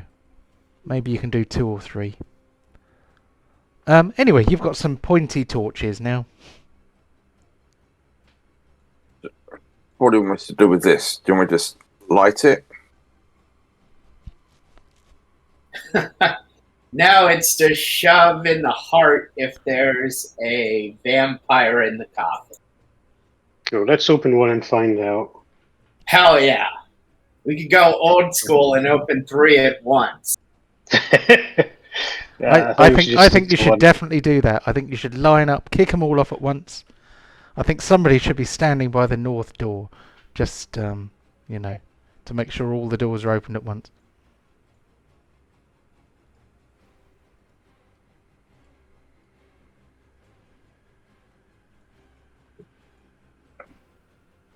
Okay, this is your idea. Which one do you want open, Boren? Middle. I'm feeling the middle. If everyone else would like to, I'm doing ready with the steak above my head. If you guys go on to either end and then move out open.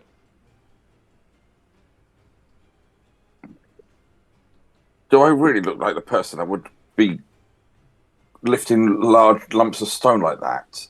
Well, I'm looking at Pontos, and then my only other option is Kararuk or Deep, and Deep's the healer. I'm not a stone pusher. I'm not particularly strong. Oh. Okay, Come on, it's gonna be you. Never ask an elf to do muscle work. Deep, if you'd be so kind. well, All right then. Pontos go down. As just interesting. Has he got a crowbar? Yes, he has got a crowbar. Okay, so he'll try and wedge the crowbar in to give him a bit more leverage. And what do you want? Is a strength test or something? This is the middle one. Yeah, Yes. with Pontos and Deep. I think he said he was pulling. So Pontos, if Pontos is helping with the middle one, there we go. So Pontos, Deep, and Boren are all levering away. That's fine. Let's have I'm steak ready. So whoever's the strongest, give us a strength roll with advantage. Sure. I'm trying to think of a steak pun right now.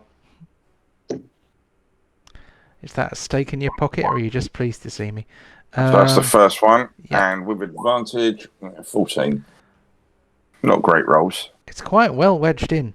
You manage to get the crowbar in, and it makes a bit of a gap. It does not immediately fall off, but then suddenly it feels as if it's being pushed from the inside.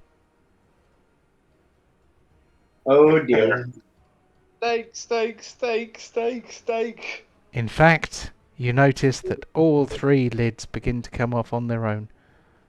And then suddenly, you have some company. Ta-da! Dun, dun, dun. And we have Gross. some shadowy ghasts. I mean, does a steak do anything for this? Do I? I don't know. Ask her. Looks like See ex-girlfriend. what she thinks. I'm just like before combat is initiated. I'm like the second he comes up, ram the steak into the chest. Okay, I'll tell you what. I will let you do that before we roll for initiative. So, can you please roll me? This is an improvised weapon. I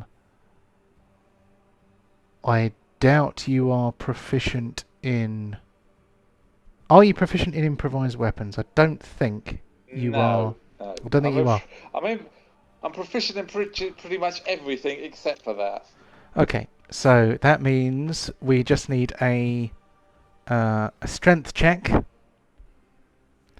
So just give me a strength check on its own, not a save, just a strength check. Okay, yeah, That will skill be your check, to and hit we'll- roll.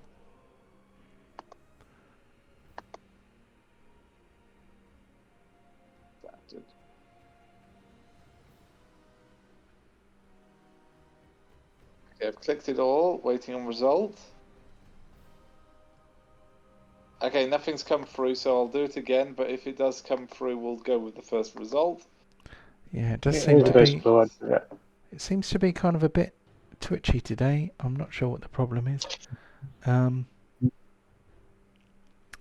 Hopefully we'll work out what the trouble is. The sandbox is in. The sandbox is in theory working, but the skill check thing apparently isn't. Don't know why.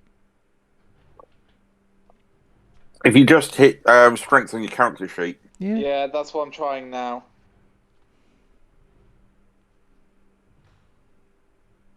But it's low. It needs to load. Oh. So here's a trick for you. If you open your character sheet, but you want to minimize it so that it takes up less space on the screen. Oh. So we only wanted a strength roll rather than a strength save, so we're going to take 4 off. Because with the strength save it adds your proficiency roll. And since you are not proficient in improvised attacks, we will call that a 12. That makes it a miss. Okay, I'm going to use my inspiration. Okay. I'm clicking on strength, but nothing's happening, so please take 4 off of this one. Okay. 14.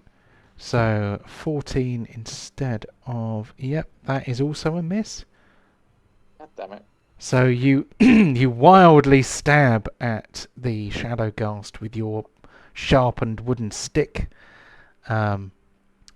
It just bats it aside with a casual flick of its twining double tongue. And then we are rolling for initiative.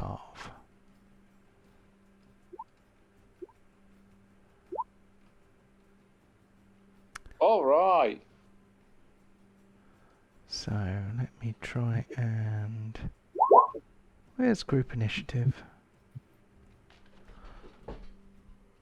It's hard work not being able to see. Did that work? Are they still like lying down in the boxes if they don't have a turn before us? I would say... I just pushed the button, so I don't know why the initiative has not just done the thing. I'm going to restart the sandbox and see if that helps me any. Let's make sure group initiative is there. Okay. So it didn't come up, did it? Let's. They've all disappeared on my map. Yes, they've all moved to. They've all moved to the GM layer for reasons I cannot comprehend.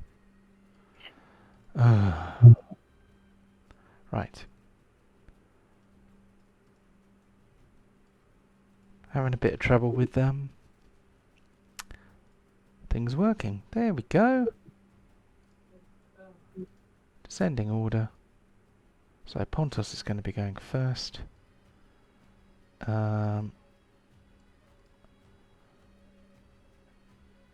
So luckily, it's more or less Yeah, luckily you can interact with an object to draw a weapon, but...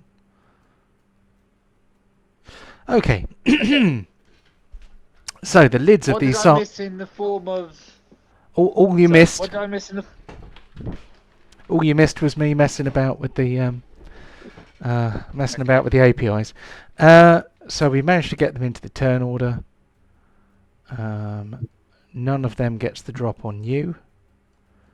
They pushed the lids off the sarcophagi. They basically had to kind of stand up to push them off. So they are on their feet. None of them are prone.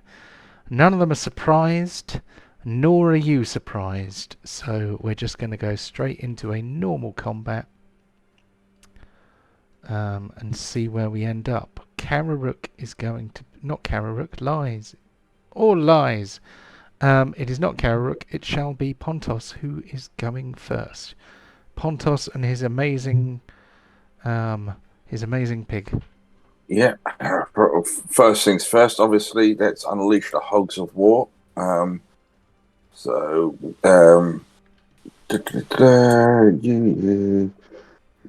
go for that and... Oh! Yeah, let's try that one again, because the pig now has 2 attacks. Damn it. I can remember rules. Oh, hello. Ah, mother. Good pig. And with buoyed on with that, we'll start with the man, the legend, the myth himself.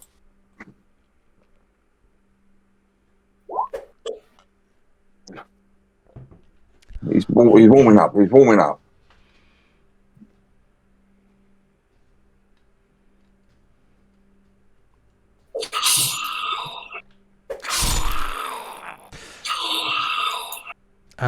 Hold on. I'm gonna take back a couple of those because Because of the wonderful things of us. because I don't think you actually lit his...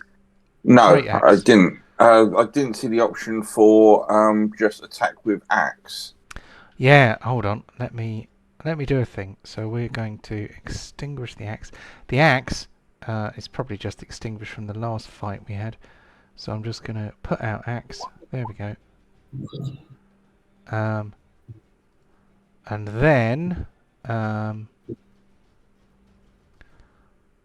so what I might do is hide that in the chat, because for some reason that little animation in the chat really makes everyone's gears grind on the computers. I don't know why. So if you just use Flaming Great Axe +1, because we've got A light, B attack, C put out basically. So you use the right one. It's just he was left on flaming mode at the end of the last fight. It's not. Oh god! Now I think the whole thing's freezing off. Like it won't let me target the goal. Okay, give it a few seconds, because I just heard sound with some delayed sound effects then, so that may be the issue.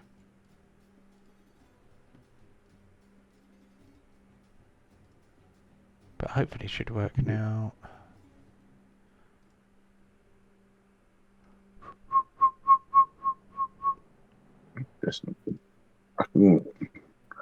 You just hit that goal. Oh, there we go. Finally. Ooh, already? Bloody hell. Oh, did you kill him? No. I was going to say. Like, No, and he took a couple of hits. He's not dead. It's just he's bloodied. Yeah, and then they give him a quick little slash with his claws for passing goodbye. That's all Pontos can do for the moment, but Very good. he's happy. Very well. Okay, we move on to Borin in that case. So Borin has a sharpened stick in one hand. Okay, no, I'm switching. I'll obviously switch to. I'll straight up drop the stick and bring out Frenchie. Free action drop stick. Interact with object action. Unsheath. Great big axe with a French accent. And I am gonna hack at. I cannot select my phone. There we go. Things seem to be grinding a little bit today, don't they? Hopefully. Yeah, stand attack.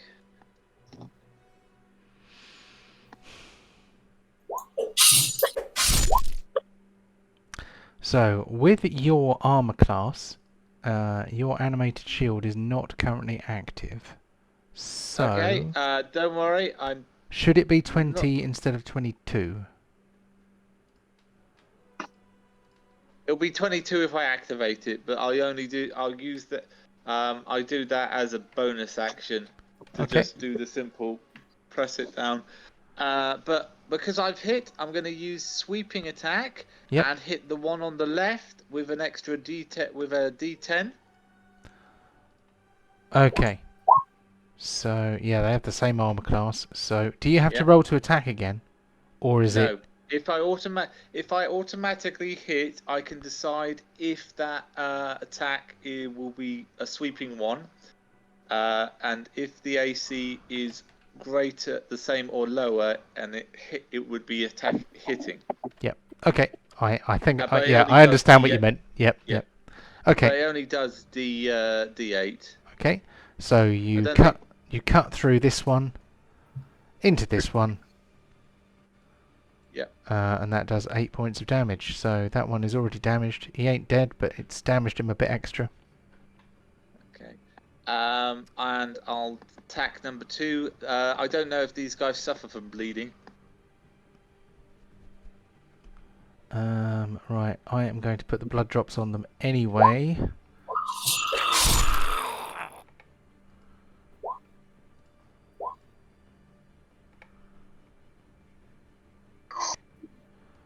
Oh, the blood drop just disappeared. So, that guy's been hit twice now. But they've both been hit twice now. Have they? Oh, you did it again. Okay. Yeah. This isn't like a riposte where it's a reaction. It's just an additional little feature. Okay. It still costs you a superiority die, doesn't it? Yes. Okay. There's nothing to prevent you doing it multiple times, is there? Okay. Slowly chipping away. And final attack number 3.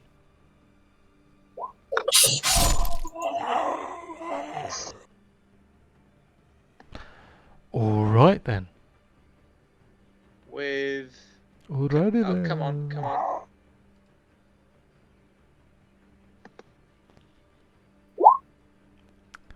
7. And do I have enough? I mean, I know I've dropped my spike. I've drawn Frenchie. Do I actually have enough of stuff to activate shield? Your call. You have not used a bonus action as far as I'm aware.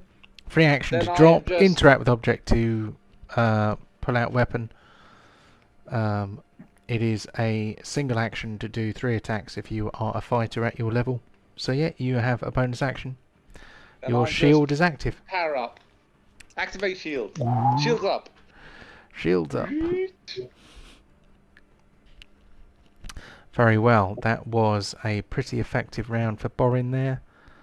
We move on to Kararuk. What is Kararuk doing? He's in a perfect position to do a sneak attack on Pontos.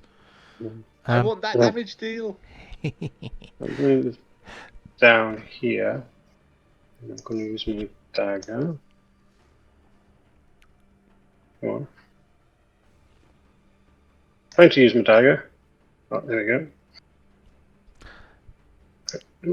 So where are you going? I haven't seen you move yet. I've moved down a square. Okay. Okay, hasn't moved on my screen yet. Has anyone else seen it move yet? No. Okay. I'm right behind it. I'm actually just attacking it now. Oh! Oh, there he is. Ah! So you've moved down, you've swizzled around a bit, and you're standing next to a guy who's already dead. Oh, I didn't know he was dead. He didn't come up as dead in mine. Right, try hit refresh. I think there was a bit of a delayed reaction there. First kill. Trying to refresh. So if you wanna retcon that and start from where you were and go somewhere else because you didn't see the thing happen, then that's fine. Yeah, I was coming in for an amazing sneak attack there. But I guess not. Or just a moderate sneak attack, or an okay sneak attack. Oh, it was going to be amazing. It was going to be like proper crit and just nothing but top right there. Can't just be me. This is really not for.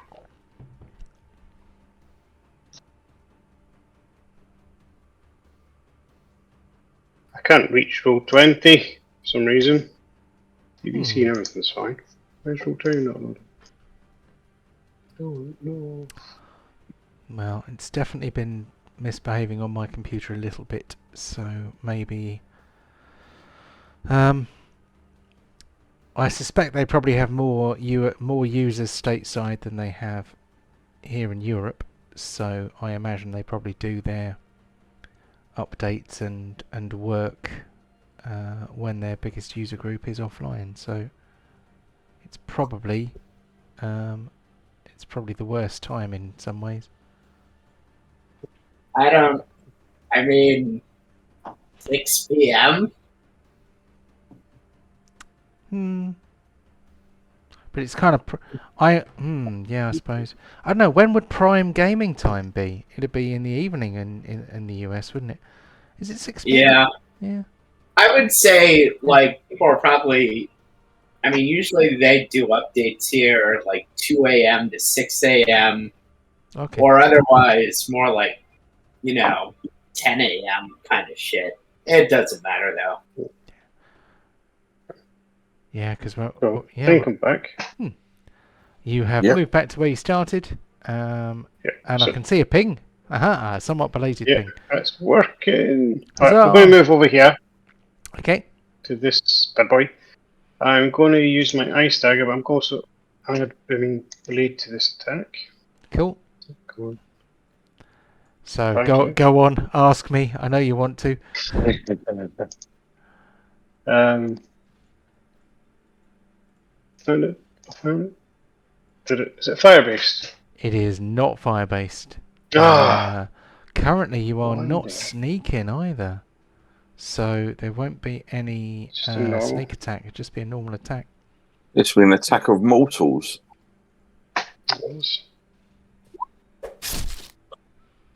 Not that bad though. 30 to hit. Yeah, wow, you were one on the die away from a crit.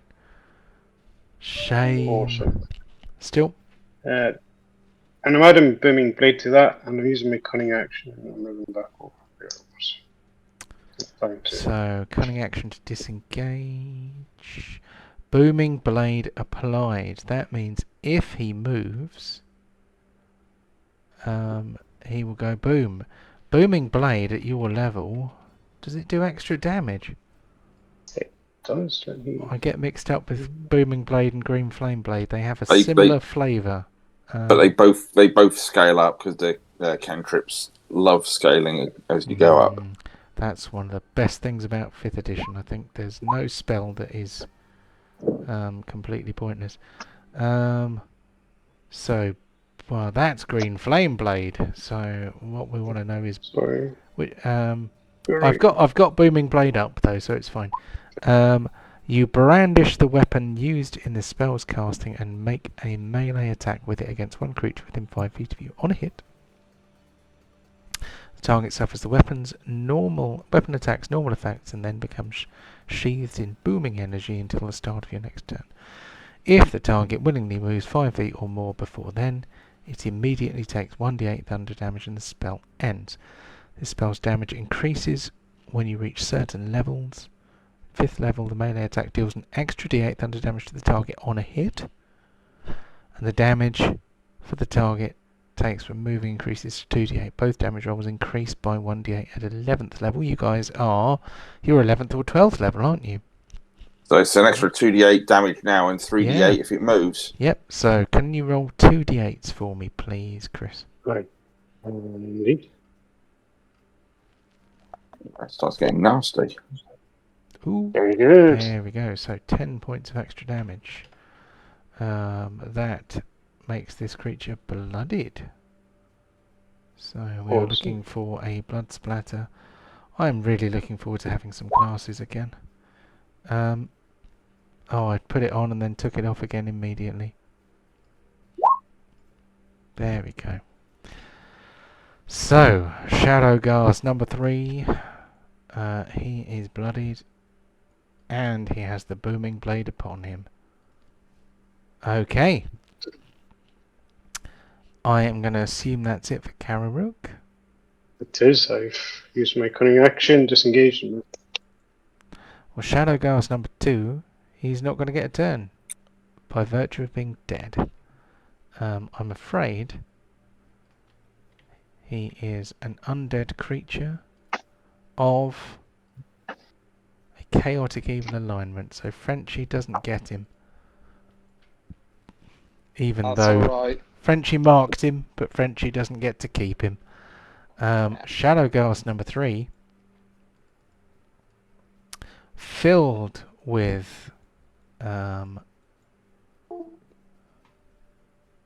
rage and a kind of madness. He's just grumpy because he got woken up early. Well, and he got woken up. Well, it is a lady Shadowghast. I was misgendering that Shadowghast, but because these are 3 Netherese ladies of some note who have been twisted and warped by the Shadowfell. The Shadowghast rushes forward to take dire, bloody vengeance upon Kararuk with black, reeking talons. The booming blade does 3d8 points of additional damage because the creature moved 5 feet. So, 3d8s, if you please. No. I'm going to cover my eyes. See whether I get to attack this turn. Dun, dun, dun. Oh, that was a bit rubbish. Oh, laughs in DM.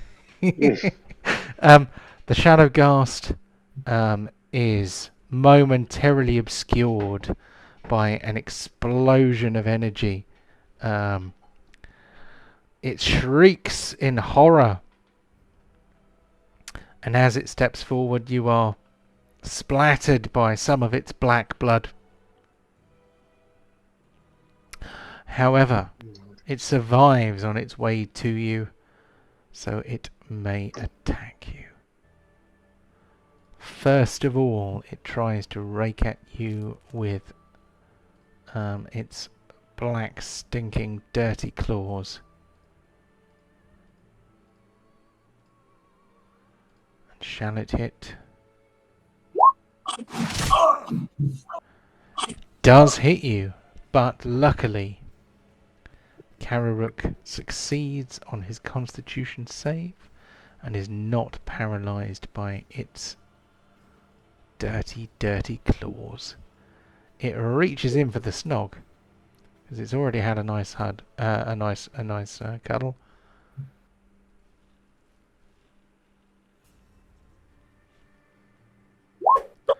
And it misses. We move on to deep. All right. Oh, can't seem to. There we go.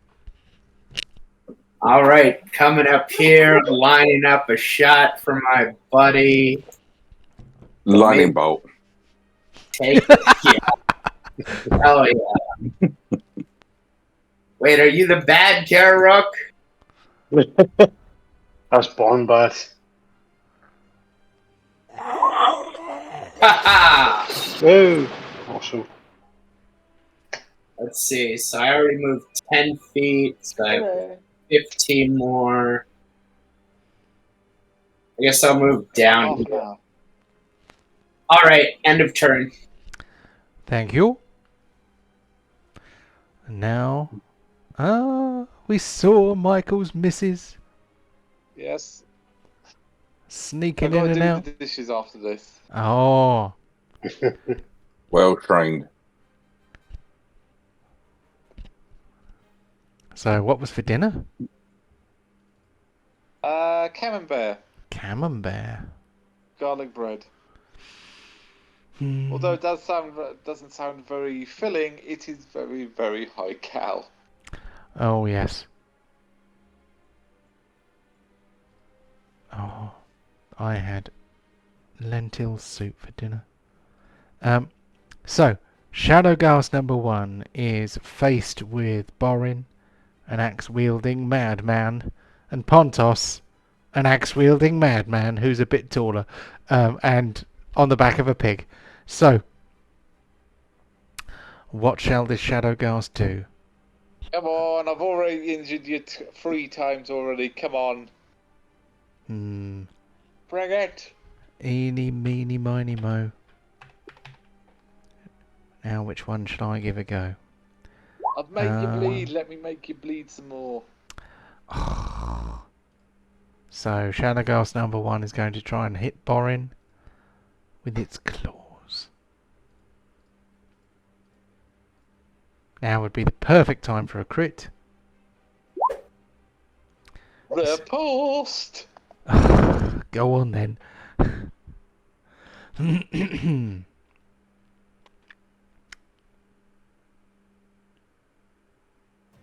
I've done so much damage this turn.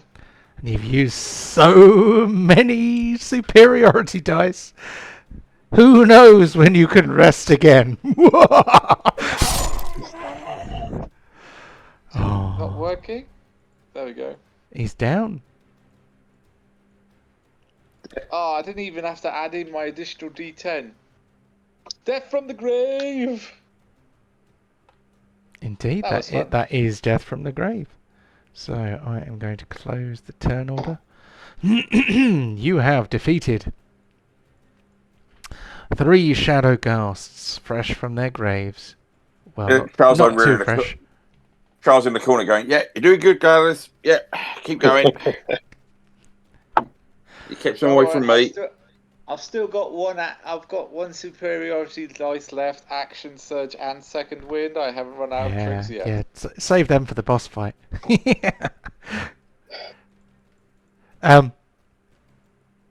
Right, here we go. So, the battle is over. You are in a room with 3 open sarcophagi. Right, I'll get dibs. Right, what's in the middle one? I am going to use my magic treasure button. First of all, Come on, Electrum. Come on, something I can, some other item. So, well, unless it's something I can use. Unless it's on horde mode, you only get treasure. Aww. There's no horde There's a in. grave. There's no horde in this room. There might be some grave goods, but. But you've already got an awesome axe. What more do you need? So I don't know. CR. I guess more better armor. 5. We all need better armor. Don't get hit. Says the person that I know I have died, so there is the irony to that. Oh yeah, there's some of your Electrum char. Woohoo! Yeah, there is some wealth in there. So driven by this experience, Char, if you just like to fireball that the little shrine in the other room, put a ring of fire around it, and just keep balling it until it dies. What? Is there a creature in the other room? Well, most likely. It seems a waste of my arcane reserves if we are just making guesswork. Okay, we could ring a fire. If we need to rest, we can ring a fire around it, roast some marshmallows, and watch it burn. I think you don't fully understand the limitations of the arcane due to the power it wields, but we can investigate if we need to. Would you like to search the other sarcophagi? Oh, yes, please. Okay. Which one would you like to look in? I'll search this one. Okay. I thought that was just a ping for all of the room. Okay, I apologise. Yeah, I thought that too. Cyril. So,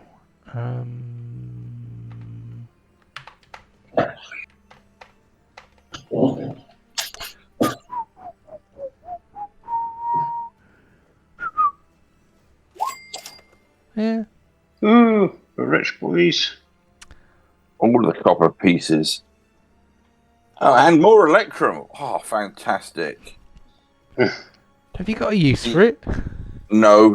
It's just the unspoken treasure. Everything else is a multiple of 10, except for electrum, which is 5 silver pieces or half a gold piece. It's such a wanky kind of bit in the middle. If we got enough platinum together, could we make a suit of armor out of it? No. That would be a definite statement. It'd look nice. I'm not sure it'd protect you very well. It is platinum. It's like the toughest metal around. Well, I suppose It's that's not. scientific. Platinum isn't overly strong compared to other metals. The weight to strength. Titanium. But, I mean, it's one of those weird things. Like a campaign I'm playing in at the moment, we found some silver candlesticks. One of the other players goes, can we melt those down to coat our weapons? And it's like, yes, but you need to purify the silver for what goes on the weapon to get the benefit of it. But I like the idea of where they went. You could wear depleted uranium armor. That would be. And it would also have its own internal light source because it just glows. Well, I mean, in theory, it's depleted, so it shouldn't be too radioactive anymore. And scientifically, it will be warm. Yes. Yeah. That would be very warm. Yeah. Cold resistant and its own light source. Fantastic. A mobile microwave. And if you do an unarmed melee attack, it does poison damage. Fuck's sake. Yeah, can we look at the third one, please? You certainly can.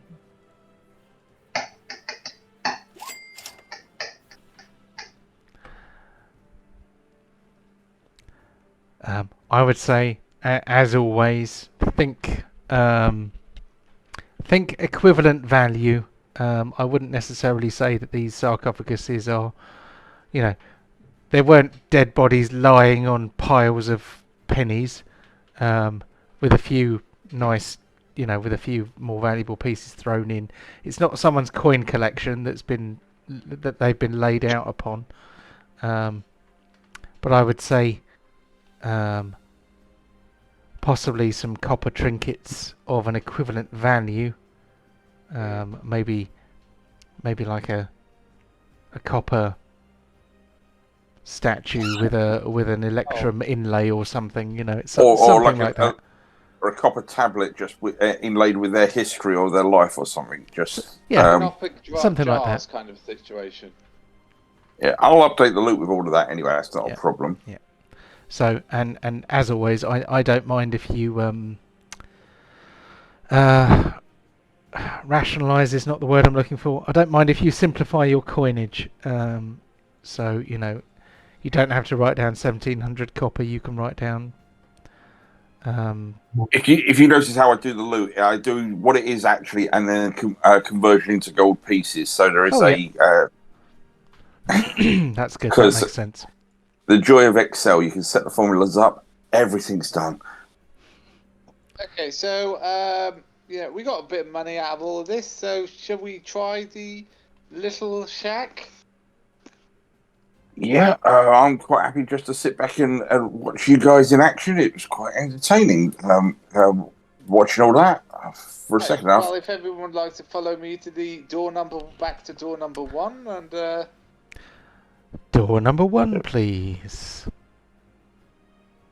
Actually, number 2, please.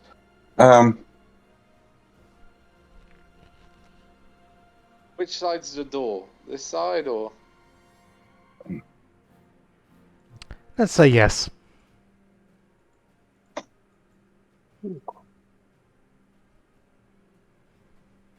Oh, okay. I've thought of something. Right.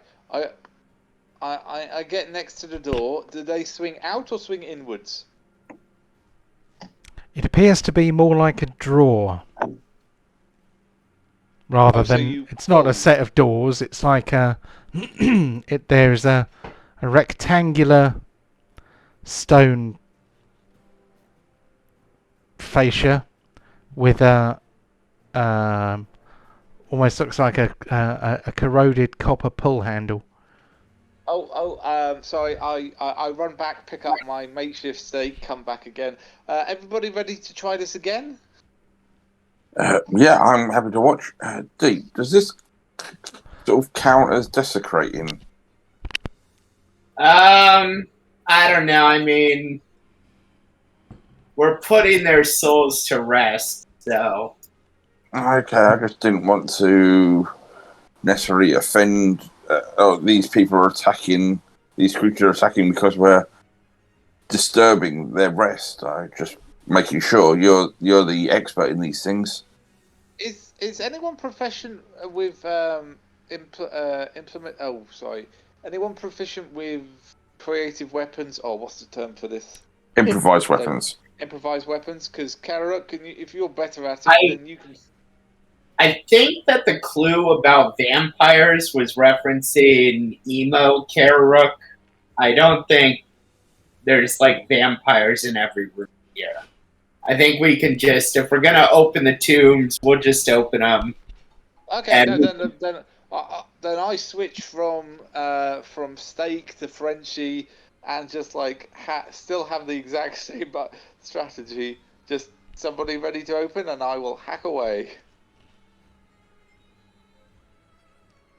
Okay, well the pull handle looks like it's wide enough for 2 sets of hands, and the mausoleum is about 10 feet wide. So, everyone want to be on this side with weapons ready, and we can have. Ooh! If we hook Chewbacon's tusks underneath, he can reverse and pull it all out, and then we can attack at the same time. Pontos just jams the crowbar in.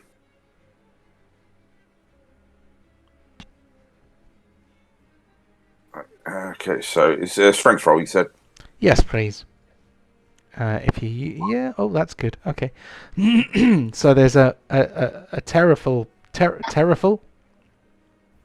I nearly said colossal and decided to go with terrible. And so I invented a new word by mistake. Pontos hooks the crowbar, hauls on it. There's an awful screeching sound as a marble drawer with copper runners is hauled back several feet, revealing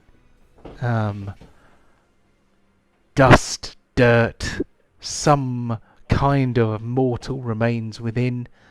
But as the seal is broken, there is what sounds like a whisper to start with, but ends in more of an ear-piercing shriek. And suddenly, rising incorporeally straight up through the top of the sarcophagus, is a terrifying wraith-like creature holding a sword. You can see Slam down now. You can see a light coming from its eyes, and a light coming through what would once have been its rib cage, and it would like to kill you all horribly. Let's have. Up, axe down, axe down, axe down. Oh, so I tell you what. Hold on. Don't roll initiative yet. Let me clear out the old turn order so we can have a fresh one. Reset round 0, and right. I gave that guy a 14, so we will stick with that. 1, 4. There we go. So chuck your initiatives in, and we shall see what will happen. Considering that it didn't come out of the drawer and came out of the top, I would say, did it take you guys by surprise? You certainly didn't take it by surprise. Well, we were expecting something, but I don't think we were expecting that. Yeah. Its key weapon was surprise. Surprise and fear. Two weapons. Surprise, fear, and almost fanatical devotion to the Pope. 3 weapons. Surprise, fear. And lovely red uniforms. 1, 4 2, weapons. 3, 4, 5. So we're not missing anybody from the turn order. Amongst our arsenal are such diverse elements as fear, surprise, and unquenchable devotion to the Pope. Lovely red uniforms. Anyway. Question. Would you like to pick up this fight next week and move to the awards now, or would you like to fight a round? I think start fresh next week, Clayton. Cool. I assume that silence means agreement. So Yeah. Yeah. cool. So let's do that thing. I'm I'm going liking my to, chances this time. because you have so many superiority die left. So we are on our awards screen. Let me make that somehow in the middle. I'm going to push this button here to make the turn order disappear. It keeps coming back. I don't like that. I've got conflicting APIs. Who the hell are these people? I don't know. They're just having a nice dinner. They're eating chew bacon there. They're competent heroes. Yeah, it's. I think this is the. Isn't this like the front cover of the cookbook for D&D? I've got some kind of cocktail D&D book, I think, or is it? No, I haven't. I've got the Call of I Cthulhu thought one. it meant like it's like all food for D&D games. Like it gives you a +1 healing. I didn't expect it when I opened it to actually be a recipe book. There are some quite cool. There is quite a cool D&D related cookbook. I have I've got a book called Dungeon Meister, I think it is, which is a book of cocktail recipes, and there's things in there like the Dark Elf, which is like a Chambord martini or something like that. You know, kind of a purplish drink. Kara Rook would love it. I've also got like a food and drink book based on the Necronomicon, which is called the Necronom. And I've yet to actually make anything out of those, but we make a lot of cocktails here. Anyway, I'm going to push the button. This book. It's called Hero's Feast. I've not made anything from it yet either. Somebody. I think some of these things came up originally started as Reddit posts or something, where people were like, "What kind of food can I serve at a D&D session?" And they kind of came up with a menu for different races. You know, so you would Drow would have, I don't know, pickled mushrooms and something like that, and orcs might have some pork or something, and it was it's a really nice idea. Yeah. Anyway, we have 10 awards to award. There's something I completely forgot to do. I am going to make you guys disappear so that I can... Forever? The power of the DM. There we go. I'm just making Michael and Kev disappear so that I can move onto the award screen on Discord without making an ugly mess on the page. So here we go. I'm just going to copy the list. Then I am going to scroll to the bottom. Moment. Oh, it's okay. You'll survive the indignity. So it is the 6th of July 2023, and I have 10 awards in the Discord chat. I have Discord chat channel so that I can record all of the awards. First kill. So I seem to... That was boring. That was boring. Right. So Borin got the first kill. And we immediately move on to the next one, which is kill of the week. So, most exciting kill, most devastating kill, you decide. What's the kill of the week? Out of those three, Was it one? Oh, actually, the one that Deep took from me. That was a yoink, and I think he did quite a lot of damage from that. Hell yeah! I'll take both of them. Okay, so kill of the week Shocking. we think is awarded to Deep for rushing up behind the recently booming bladed Shadowghast, and he got hit in the back with the is it the hammer? It's Yep. the thunder hammer. Thunder hammer +2. Which was, as has been pointed out, also a yoink, which is what we probably on fumes after all of the booming blade and everything. I don't think he had much left, but it was cool anyway. Here That's we go. what was cool about it. No mercy.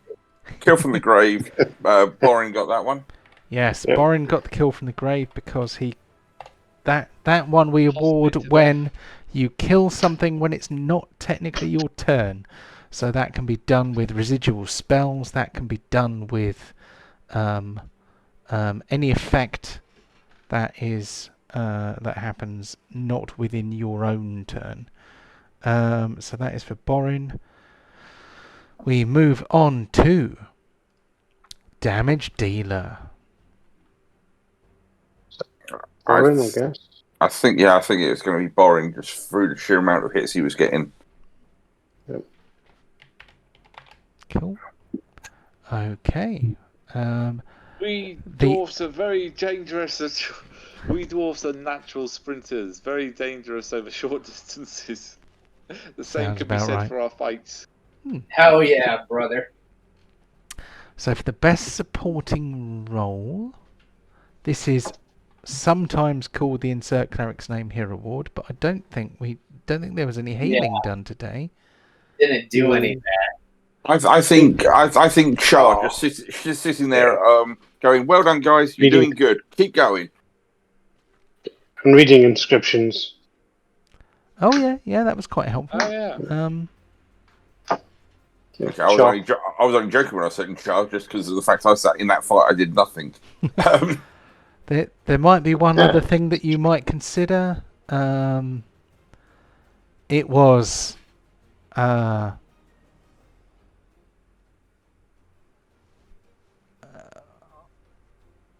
suppose Well, like the it was deliveries, everyone getting the bottle and Carrot carry us in Oh, that was delivery quite cool. service. That was quite cool. Yeah. One other thing occurred to me, which was the question of what was it? What did we not ask that we should have asked?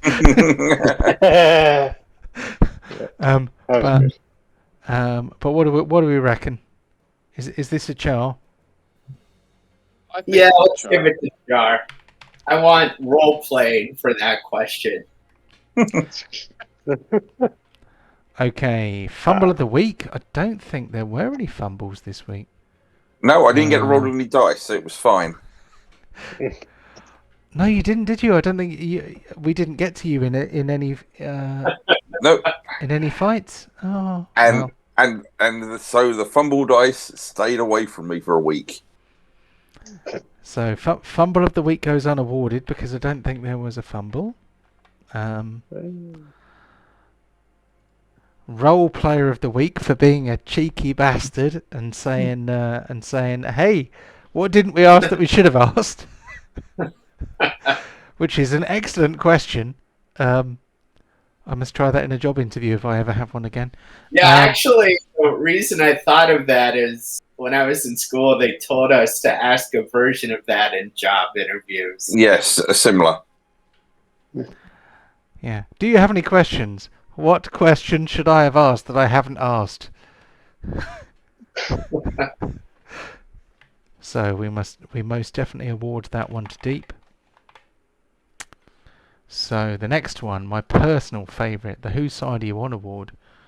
I didn't get a chance to attack. Yeah, not very applicable. Yeah, I'm not liking our chances for the area effect user in this very confined space. I think that's going to be awarded a lot in the next couple of weeks. Looks fine to me. Ah, Yeah, I've got one I can use for area as well. Just saying, Char. Yeah, Both ways now. Yeah, I'm just wondering which one to use. So I've got plenty. I've only got one, and it's very, very cold, which I'm guessing you're not keen on. oh, I know that one. There is one award remaining. Oh, Pincushion. Did anyone actually take any damage from us? Kararuk took a hit. I think Kararuk might be the only one who did take a hit, actually. Kararuk wins it by default. Yeah. Default. Yeah. Yeah, a win's a win. I don't really want to win this one, but you know. I don't know. Do we consider this a good or a bad one to have? Well, technically there's no positive or negative scores. They're just there to give us an opportunity to review what has happened. I think we did talk before about Human Shield. I think is a good one, but Pincushion just makes it sound like you've got hit. I mean, we could call it the Tank Award because taking damage for your party is generally considered to be a positive thing, isn't it? But it's just we're obviously dark and morbid people who prefer voodoo dolls to tanks. Still, there we go. We have awarded our full set of awards. We have a couple of minutes left, so we are finishing at roughly the right time. Thank you very much for being so supportive while I was having a little break. That's fine. I hope you enjoyed the session, and thank you, our watchers and subscribers, for putting up with this break. Yeah, and now we've got a nice place thanks, to Wayne. start crawling through. Yeah, I think we need to put a post or something on the channel to say if we're missing a day. Otherwise, people wouldn't have a clue, and then we won't get our subscribers. Well, I don't think we've really got any. Me and a friend of mine are planning to possibly do a Twitch stream where we just share our screens and just do DM prep while we're online, just just for fun. I never got Twitch. I've never found Twitch as appealing. My YouTube channel's going well, though. I'm up to 935. Oh, that's brilliant. Well, send them here. I suspect that the audience is, there might be some crossover, but to be fair, you have a very specific remit on your channel, don't you? So perhaps your fans. Expanding. Shorts is apparently the way to go. People's attention span has become so little. You have to get their attention for only 60 seconds to succeed. Wow. Okay. And we've been going for 3 hours, so we're doomed. And on that note, I'm going to say good night. Yep, no worries. I will see you next week. Have a good night, Bye. guys. See you all next Thank week. you, gentlemen. John. See you next week. You're Thank welcome. you. Cheers. John. Have a great Bye. Bye. Bye.